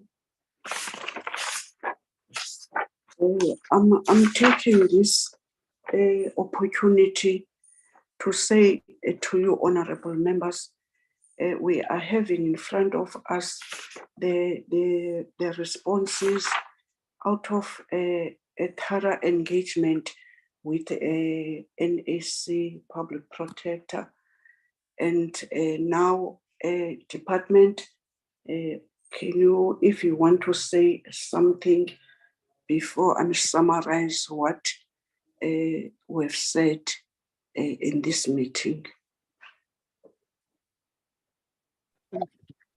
Thank you very much, Chair. We have listened very carefully to the Public Protector report, Chairperson. As we indicated earlier on, we were aware of the content of the NAC report and the current status with regard to the implementation of the remedial action. Where we sit at this point in time is that the Public Protector then further confirms what had been reported to us as a department. Once again, we do want to table our apology with regard to the misunderstanding. We thought it was a joint presentation. That is how it was reported to me by the officials, relevant officials, Chair. But we would actually ensure that this doesn't happen going forward. However, Chair, where we are sitting, we understand the NAC to have complied in as far as what was in the report. And at this point in time, we do take it that this matter is closed in as far as the implementation of the remedial action, Chair. Thank you very much. Thank you so much, Acting DG. I've taken upon myself that in future, your office, Acting DG, if they are having doubts and of what is expected from the office, the secretariat must be called, or you, Acting DG, you must call me. I don't close the phone, it's 48 hours, but the apology we've already taken and we already noted the unpleasant of what it happened today. As we were saying, this is first of kind, but it's going on. All the mistakes that are done by our officers and the gaps, we'll try our best. Honorable members, can I take this opportunity that out of especially the Public Protector confirming the remedial actions which they were monitoring and they were interacting with the NAC and the department, those have been done. And as a committee, we are noting, saying that, thank you, that this, it must be cleared and pronounced to our good selves, detailed as it is. And thank you again to get this information of rejected of apology. Thank you for the state organs to come together and do a follow-up of any incident out of our public representative. Sometimes public representatives, it's not only the members of parliament. There are leaders like Mr. Nyatela. There are leaders like the boards and entities. So immediately that there are complaints like this and that any of those leaders are not happy, surely this is the forum where the speaker must do what she or has done, that must refer to the committee.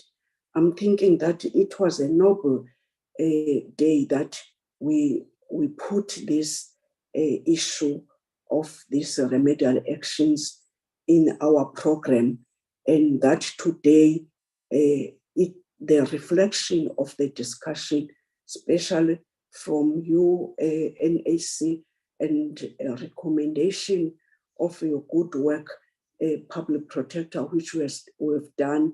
And we are also thinking that this case is closed as we're speaking. And as we are saying that it was signed and the two other state organs in parliament and the presidency is having this report, we do confirm to you that as today we'll take this report back to the Speaker of Parliament. Surely they will compare the notes of your report, compare the notes of signed and signed by the Office of Public Protector, and the presidency will be looking at if the speaker want that they must also look at. We'll be taking this report to the speaker, and it must be ATC as procedures of the parliament. Honorable members, we're supposed to go to minutes.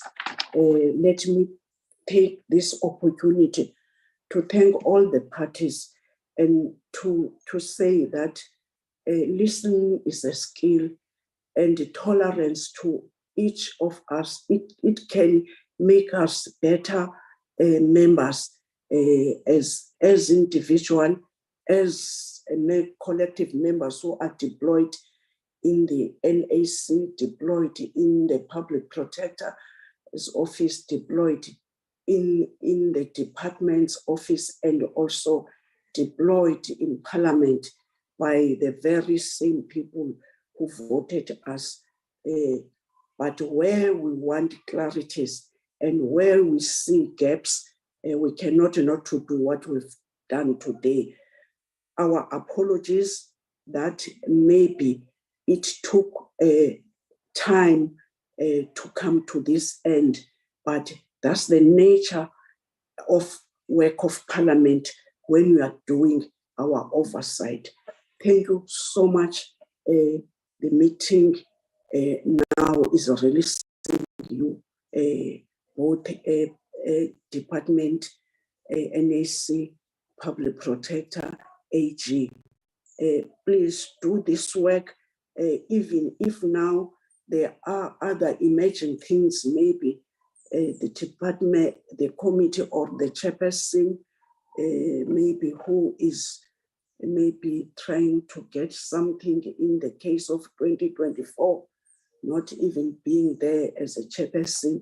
But if something like that is coming, I'm suspecting public protector, you are the office that you can take care of whoever is having those complaints of whoever. Thank you so much. We are releasing you. Thank you very much, Chairperson. Thank you. Thank you, Chair. Thank you, Chair. Thank you Thank to you, all Chair. of you. Thank Thank you. you, Chairperson. Thank you. Honorable members, may I propose that with a few minutes, it's 12:30, that the minutes must be flagged in order that we must deal with them. They are not that much that we are having, maybe not to divert from the adopted agenda. In front of us, we're having the minutes of the 3rd of March.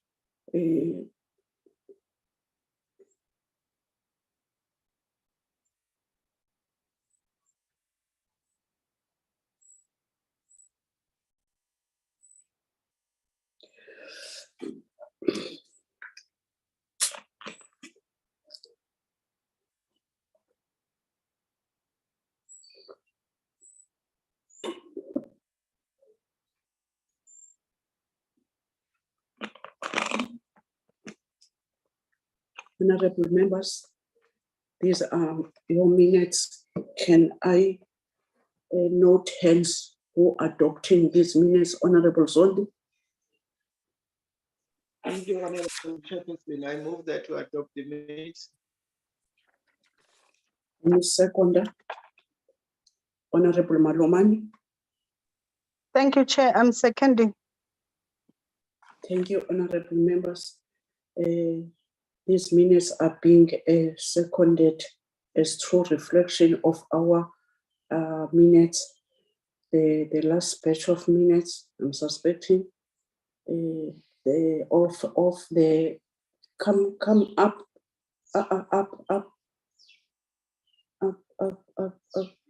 The minutes of the 7th of March, honorable members, here they are.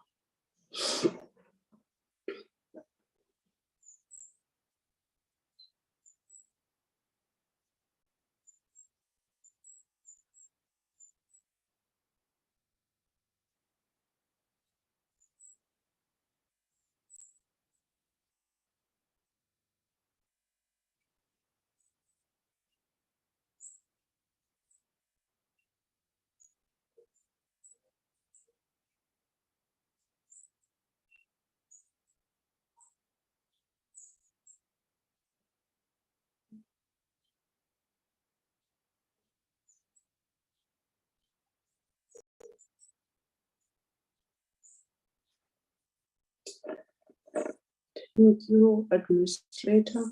Honorable members, I'm presenting the minutes to you to indicate whether they are true reflection of your discussions.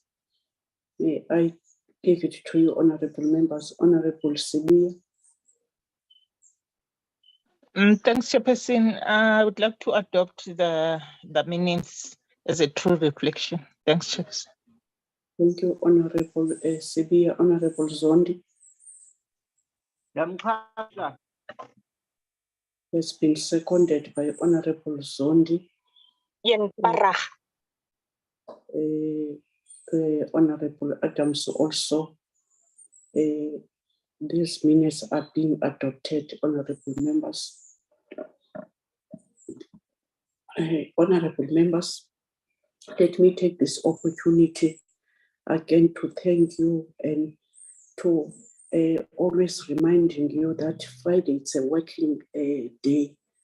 There are members who have been not with them on Friday meetings, but some they are having this challenge of load shedding, but we need to report in a formal meeting in order that we must know, like myself, like Honorable Malomane, Honorable Adams, Honorable Mhlongo, always say and indicate when we are caught by load shedding.